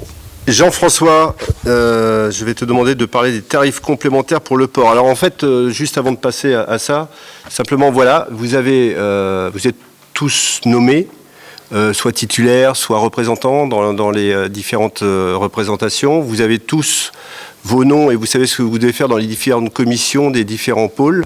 Ça nécessite évidemment de la coordination, du travail, une organisation, mais ça on passera, on a un bureau pour ça. Je vous rappelle encore une autre fois, mais si jamais il y a le pourquoi n'est pas saisi, évidemment on est tous ensemble pour travailler là-dessus, mais c'est le fil conducteur, ce qui nous rallie à chaque fois, le tableau de bord, c'est le programme, le projet, c'est le contrat qu'on a avec les FOTÉ. Voilà, et tout ça dans l'exercice de la démocratie participative, je le répète, parce que c'est une promesse qu'on a faite, c'est-à-dire que tout ne sera pas non plus décidé en concertation, parce qu'à un moment donné, il faut décider, mais les grands sujets, les grands pôles qui intéressent la population, ou qui peuvent impacter la population, doivent être traités justement via les outils de la démocratie participative. Et rappelez-vous, ça peut aussi être montant. C'est-à-dire qu'il y a un conseil citoyen, il y aura 26 personnes, mais on verra ça un peu plus tard, qui eux peuvent aussi être comme le conseil des sages remontant. C'est-à-dire qu'eux peuvent dire, attendez, il y a un sujet qu'on voudrait que le conseil municipal étudie parce qu'on a pensé que. Donc c'est dans les deux sens. Voilà, c'est ça la démocratie. Et ce que tu viens de dire, si je peux ajouter un mot, est d'autant plus important, et c'est même un atout pour la démocratie participative, que ce conseil municipal n'a aujourd'hui pas d'opposition en lui-même. Il n'y a pas d'opposition. Oui. Et donc, comme tu l'as dit souvent, la démocratie participative déclenche un débat qui peut être aussi bien sûr, à l'intérieur du conseil, mais aussi en dehors.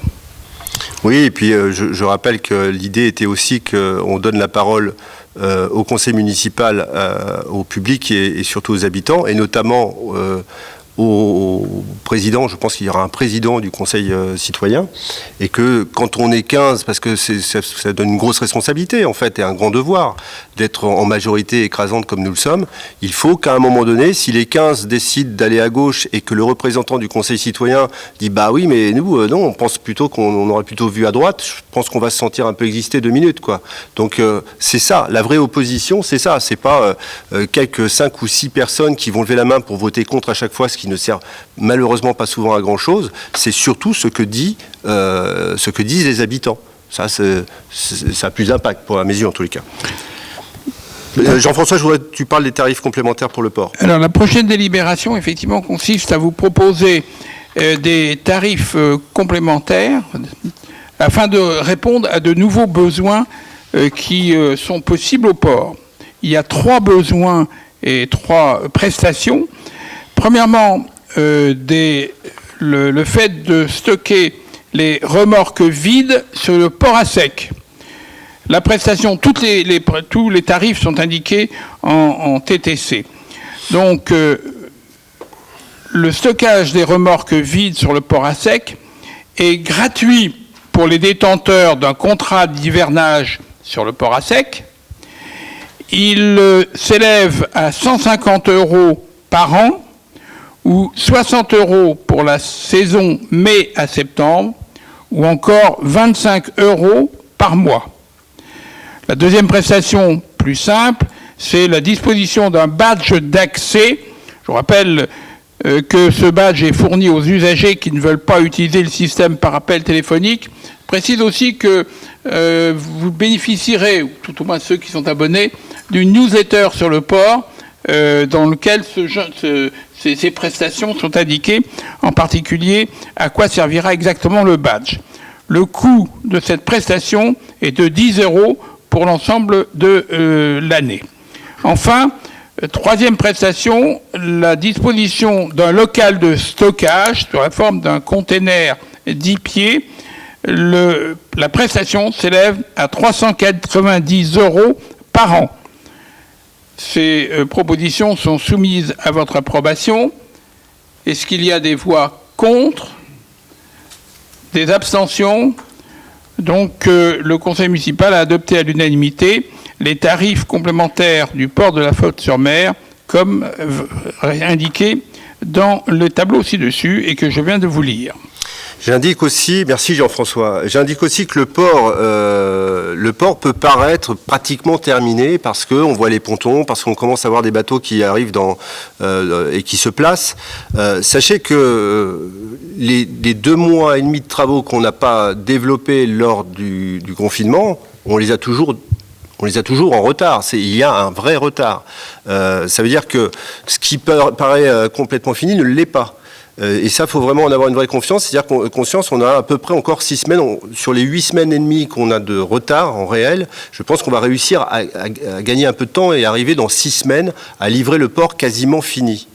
Mais si je dis ça, c'est parce que forcément, celui qui va utiliser le port aujourd'hui va se dire « Bah oui, mais tout n'est pas fini, mon poteau il est trop près, tous les réglages n'ont pas pu être faits, puisque c'est comme si vous rentriez dans votre maison 2 mois et demi avant qu'elle soit terminée, parce que vous avez vu que le toit, les murs, puis à peu près le placo a été fait, mais qu'il y a plein de trucs qui ne sont pas finis, donc vous ne rentrez pas dans une maison pas finie, ou alors, comme on dit, on campe. Et ben là, c'est la même chose, c'est-à-dire que le port n'est pas fini, il y a encore en principe 8 semaines de travaux pour le finir. On va essayer de le faire en 6 semaines parce que il est évident que, et moi le premier, quand on a un bateau, on a envie d'aller tout de suite en mer et de se servir forcément du port parce que c'est important pour quelqu'un qui est plaisancier ou qui aime la mer. Mais pour autant, il faut comprendre que ce port n'est pas fini. Il y a des tas de réglages à faire et je ne voudrais pas que cet investissement lourd qui va apporter beaucoup pour la commune, parce que je le répète, ça doit être un point d'entrée, un point de départ. C'est une destination, un port, et c'est très bon pour la Faute. Je ne voudrais pas que cet atout extraordinaire qu'on va avoir d'ici quelques mois et qu'on va comprendre d'ici quelques mois soit considéré comme une sorte de bad buzz parce que les réglages des bouts ne sont pas finis, etc. Il n'est pas livré dans sa version finale. Voilà.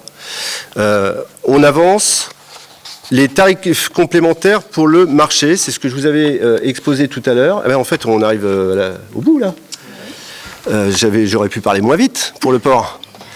Pour les tarifs complémentaires pour le marché, vous savez qu'on a voulu, dans un premier temps, nous n'avions pas les moyens de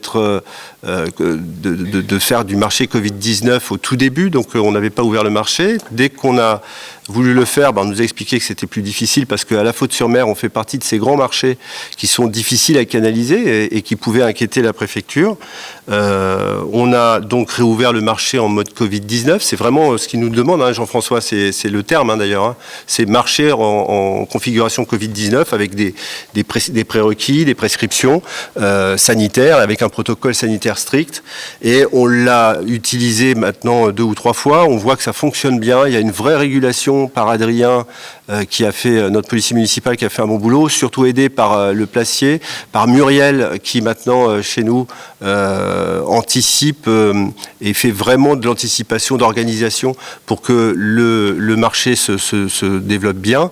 Et là, elle a fait un gros travail cette semaine pour appeler tous les exposants non alimentaires de telle façon à ce qu'il y ait vraiment des règles, que ces règles soient respectées. Et j'ai bien fait savoir, un courrier est parti à chacun d'eux, à ma signature, en expliquant qu'on était en phase test. C'est-à-dire que si les prérequis n'étaient pas suivis, si les prescriptions n'étaient pas suivies, on se laissait l'idée d'un arbitrage qui pouvait refermer ce que nous avions ouvert. Parce que il faut relancer l'économie, mais le préalable, excusez-moi, c'est la santé de nos concitoyens, c'est la santé de tous. Donc je leur ai demandé de faire preuve de respect des règles et de bienveillance. C'est-à-dire que j'aurais demandé, eux-mêmes d'amener leur propre gel pour que, en début de parcours jusqu'à la fin de parcours, on puisse se laver les mains du début à la fin. Enfin, le au début et à la fin. Voilà. Donc, la longue période de confinement que nous venons de vivre a évidemment bouleversé les conditions d'accès au marché de la Faute-sur-Mer. Et je vous parlais de la réouverture de ce marché aux produits manufacturés. Elle ne pourra donc se faire que sous certaines conditions. Une organisation qui prévoit de larges allées, une organisation qui impose des règles sanitaires extrêmement strictes et une limitation du nombre de commerçants. De plus, afin de contrôler au mieux le nombre de commerçants, il est proposé d'accepter seulement les commerçants abonnés cette année et de créer un tarif complémentaire plus adapté. Parce qu'on avait des abonnements qui n'étaient pas forcément adaptés à la situation, à la conjoncture, qui nécessitent en fait de jouer plus sur 4 mois que sur les abonnements que nous avions. Donc on a créé un abonnement de 4 mois, pour 2 fois par semaine, 2 marchés par semaine, pour un montant de 57 €. Alors, il aurait fallu rajouter par mètre carré, utiliser linéaire, parce que sinon c'est un prix extrêmement abordable. Non, c'est 57 € par mètre carré, je le rajouterai. Par mètre linéaire, excusez-moi, par mètre linéaire. Un abonnement aussi de 4 mois, 1 fois par semaine pour 33,50 € par mètre linéaire. L'électricité forfaitaire à 100 € et l'électricité balance uniquement à 10 €. Voilà.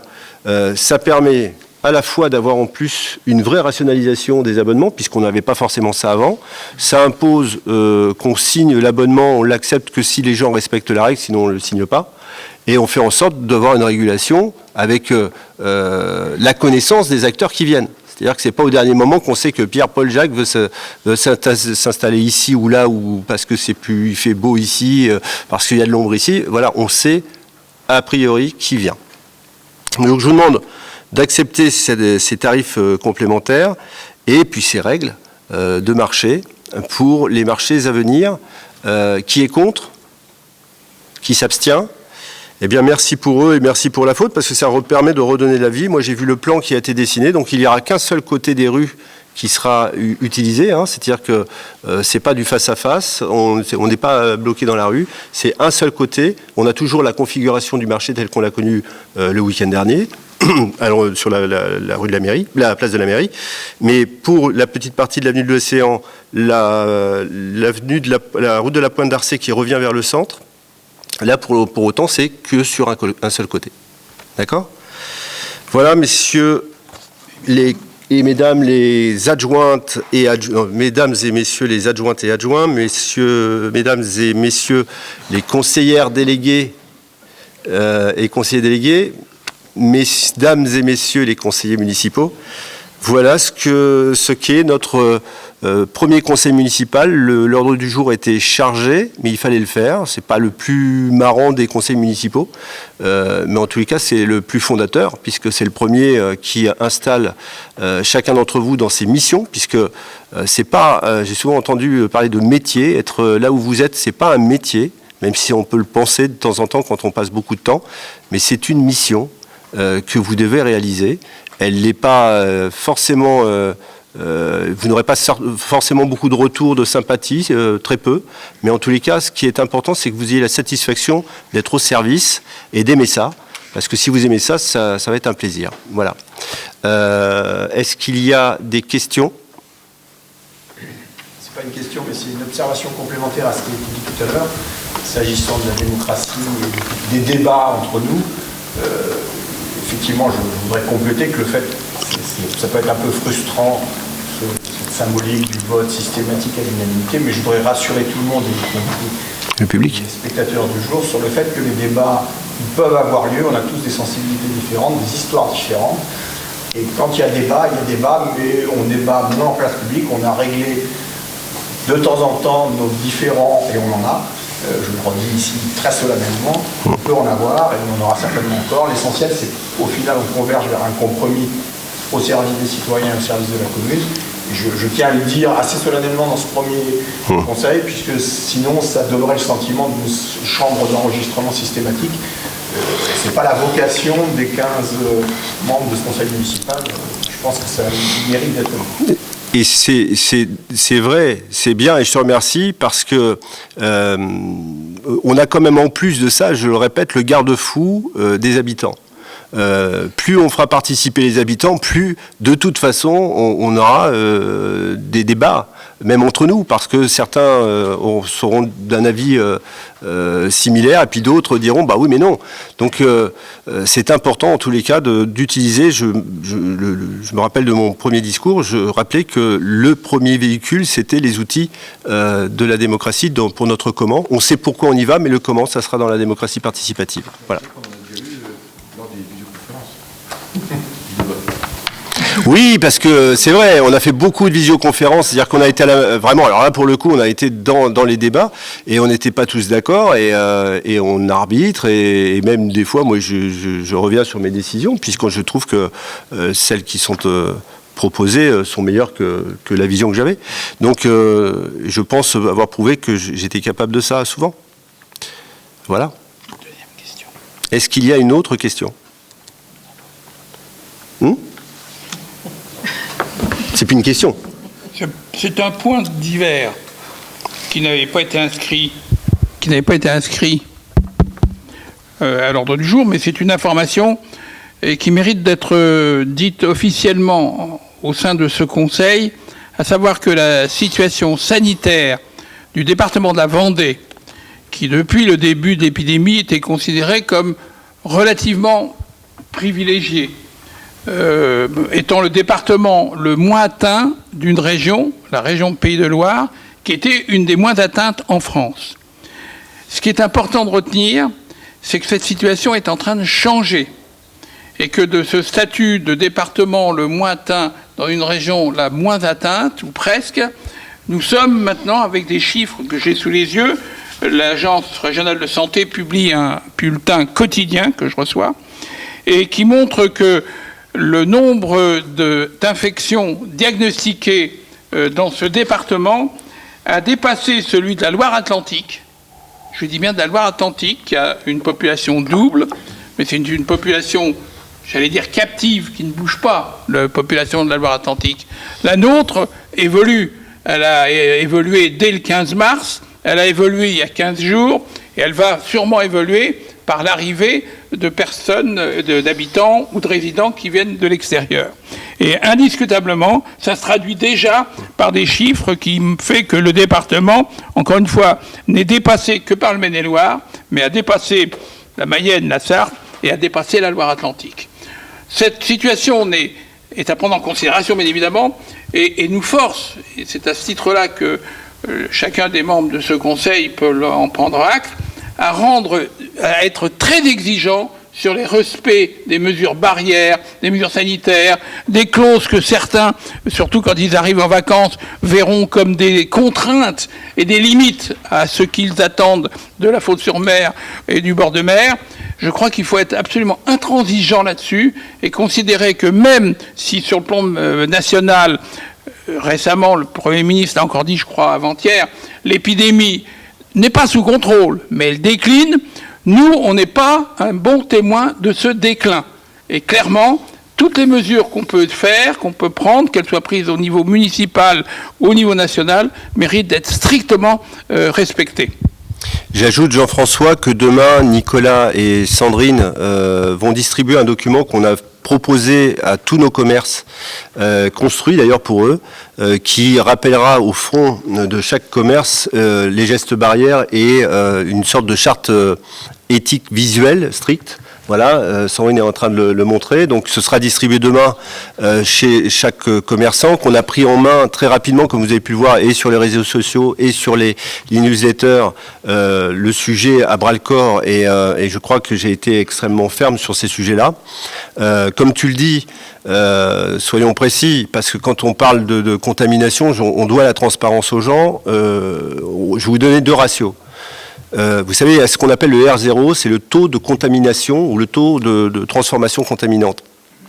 Et donc, le taux de R0 était effectivement, comme le dit Jean-François Girard, le plus bas pratiquement de France. On était à 0,32. On a dépassé 0,90. C'est-à-dire que, rappelez-vous, hein, on passe en rouge quand on dépasse le 1. Donc, c'était ce qui était dit avant. Bon, les règles vont certainement changer. Quoi qu'il arrive, certainement il est fort probable qu'on suive à un moment donné, de toute façon, la moyenne générale, parce qu'il n'y a pas de raison que la Vendée soit d'un seul coup une sorte de cluster. Ça sera pas, je ne pense pas, ça ne sera pas le cas. Il y a juste, par contre, à regarder l'histoire et anticiper. On ne peut pas faire comme si on n'avait pas déjà eu dans l'histoire des exemples et des indications, en tous les cas. Et ce serait extrêmement dangereux de penser que parce que, effectivement, après le déconfinement, on a des bons taux de non-contamination, parce qu'il y a de moins en moins de gens qui rentrent dans les hôpitaux, parce que les réas sont de moins en moins occupés, et que les gens vont prendre leur voiture, que la barrière des 100 km disparaît, comme si elle avait une fois existé. Moi, j'ai pas trop vu ça, mais enfin bref. On pourrait penser qu'effectivement, c'est la fin, et que la pandémie, on l'a laissée derrière nous. Eh ben, on a le droit de penser ça, et je pense qu'il y a des moments où il faut penser un tout petit peu à ça, parce que sinon on vit dans un stress permanent, et c'est pas sain non plus.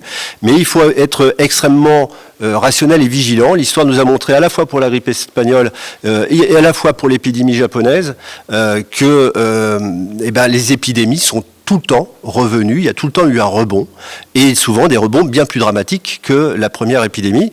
Et il ne faudrait pas rester comme ça sans prendre la leçon de ce qu'on vit en ce moment, c'est-à-dire que dans la ville de la Faute, dans le village de la Faute, dans notre commune, on sera extrêmement vigilant. C'est pas parce que le marché est ouvert dimanche dans une version plus large qu'on ne va pas regarder ce qui se passe. Ce n'est pas parce qu'aujourd'hui on n'impose absolument pas dans l'avenue de la Plage ou le port du masque pendant certaines heures, qu'on ne reviendrait pas à ça. On sera vigilant. C'est-à-dire que la santé, c'est le plus important. Les gestes citoyens et la bienveillance vis-à-vis des autres, c'est important, je le répète. Le comportement et les choix de comportement que nous avons aujourd'hui impactent directement la santé, voire la vie ou la mort des autres. C'est une responsabilité énorme. Il ne faut pas l'oublier. Le soleil, le beau temps, nos plages le font oublier, les vacances vont le faire oublier. De temps en temps, en se couchant, il faut se rappeler de ce qu'on a fait dans la journée qui n'était peut-être pas le plus intelligent en matière sanitaire. Ça calme de temps en temps. Voilà. Donc sur ce sujet-là, merci Jean-François, parce que c'est important d'avoir parlé de ça. Ça fait partie de notre quotidien, ça fera encore partie de notre quotidien longtemps. C'est pas parce qu'on ne meurt plus du virus en ce moment que la pandémie n'est pas là. Vous pensez bien que le virus, il est toujours là, il roupille simplement quelque part. Voilà. Est-ce qu'il y a d'autres questions avant que on termine et que je passe la parole au public, si le public a des questions? Pas de questions? Eh bien, la séance est levée. Et je vous remercie d'abord à tous pour ce premier conseil municipal dans sa forme longue, un peu dure, mais le prochain, on sera vraiment dans les dossiers. Ça sera plus sympa. Est-ce qu'il y a des questions, messieurs, dames? Oui, je suis payé pour ça. Oui, simplement, non, c'est bon, je parle fort. L'avenue de la Plage, il y a urgence, et il y a ambiguïté, moi, il me semble. Je ne veux pas mettre les articles de loi en avance, mais il y a confusion entre zone piétonne, ou zone de rencontre plutôt, et rue piétonne. Et donc s'ajoute à ça le problème de la circulation des vélos, et en particulier des vélos à contresens. Il y a vraiment urgence à statuer et à fixer des règles claires, notamment si la rue, je pense que c'est votre intention, je vais le voir d'ailleurs dans les derniers papiers, de mettre en rue piétonne. Rue piétonne, ça veut dire qu'il n'y a plus de circulation du tout. Bien sûr pas de véhicule, mais pas de vélo non plus. Parce que d'une part, là, il faut savoir que la largeur de la rue de l'avenue de la Plage est inférieure à la loi et il n'y a pas de traçage matérialisé sur la route pour les cyclistes.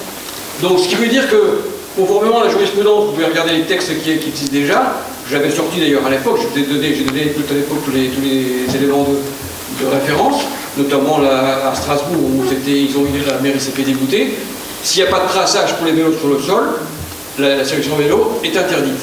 Mais sans aller jusqu'à la jurisprudence, je pense que si on met en rue piétonne, il faudra absolument veiller à barrer le haut de la rue de la Plage. Sinon les vélos, ils vont croire que comme d'habitude, ils ont le droit de redescendre à contresens. Donc au moins dans un premier temps, avant d'en voir le plan de circulation qui, je pense, fera l'objet d'autres discussions, qui est complexe, Et il faut, pour les week-ends chargés qui arrivent, et puis la fréquentation nombreuse de cet été, l'avenue piétonne très bien, le plus souvent possible, à mon point de vue, et au point de vue de beaucoup de fauteuils d'ailleurs, hein, je ne parle pas. Mais surtout, interdire les vélos, sinon ça rime à rien. Déjà que les voitures se stationnent n'importe comment, donc il n'y a plus de place pour les piétons. Voilà, au point de vue, je peux vous donner une fiche que j'avais fait en 2015. On va la prendre, on va la prendre. On va la prendre. C'est effectivement dans le propos, j'entends une confusion. Elle vient peut-être de nous d'ailleurs, parce que c'est vrai qu'on a tendance à parler de rue piétonne, c'est-à-dire pour le côté adoucir en fait la vision qu'on a pour cette avenue de la Plage. Et je pense que c'est une erreur qu'on fait parce que la rue dans sa configuration là pour le moment, elle n'est pas piétonne et même demain elle ne sera pas piétonne. Juste quand je dis demain, c'est pas après-demain, hein, mais je dis demain, elle est pas piétonne, elle est partagée. Et partagé, dans le code de la route, ça veut dire quoi? Ça veut dire, on en a déjà parlé, hein, c'est d'abord la voiture, ensuite, d'abord le piéton, ensuite le vélo, le cycle, et la voiture. Donc nous sommes dans cette configuration-là. Et ça m'amène à parler d'autre chose. Je parlais tout à l'heure qu'on avait une politique de soutien de nos commerces. Si on ne soutient pas nos commerces, la faute sur mer, c'est plus la faute sur mer. En tout cas pas l'été, et peut-être plus l'hiver. Et on a bien entendu que certaines restrictions vont faire que le chiffre d'affaires de nos commerçants ne va pas être le même. Un bar qui ne peut pas se servir à des gens qui restent debout, qui est obligé de les servir assis, forcément il perd entre 20 et 35% ou 33% de son chiffre d'affaires, on peut l'estimer comme ça. Certains restaurants sont obligés de décaler, on ne sera plus touche-touche avec la chaise du voisin dans le dos, il faudra 1 mètre, donc forcément le mètre carré commercial, la surface commerciale n'a plus la même densité de chiffre d'affaires. Et donc il y a une dilution du chiffre d'affaires. Et cette dilution du chiffre d'affaires, c'est souvent l'équivalent de la marge, c'est-à-dire de ce qui permet à quelqu'un de se payer et de payer les gens. Et pour que ça puisse continuer, il faut que les gens puissent quand même manger. C'est-à-dire qu'on ne peut pas travailler gratuitement, même un commerçant ne peut pas travailler gratuitement.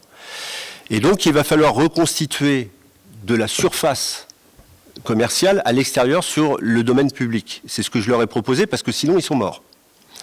Et donc si on reconstitue de l'espace commercial sur l'espace public, ça veut dire que pour autant, on va se retrouver dans une configuration où là ça va empirer ce que vous dites, c'est-à-dire qu'on va se retrouver dans l'axe où il n'y aura que les vélos, que les piétons qui peuvent passer, parce que si on met les vélos en plus, ça va être compliqué.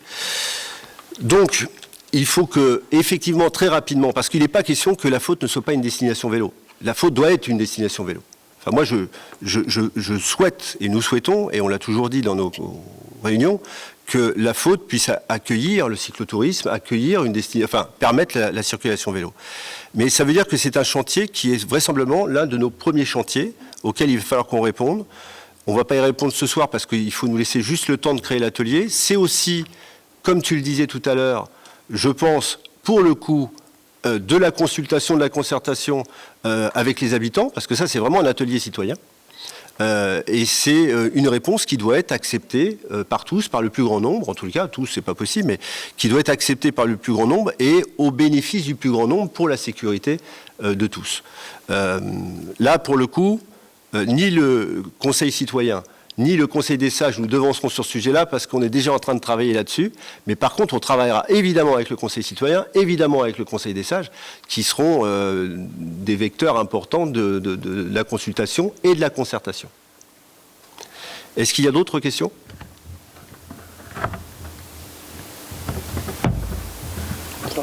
Eh bien, on s'arrête, les amis. Merci à tous, merci au public, merci pour la question du public. Et à très vite pour le prochain conseil municipal qui n'est pas daté.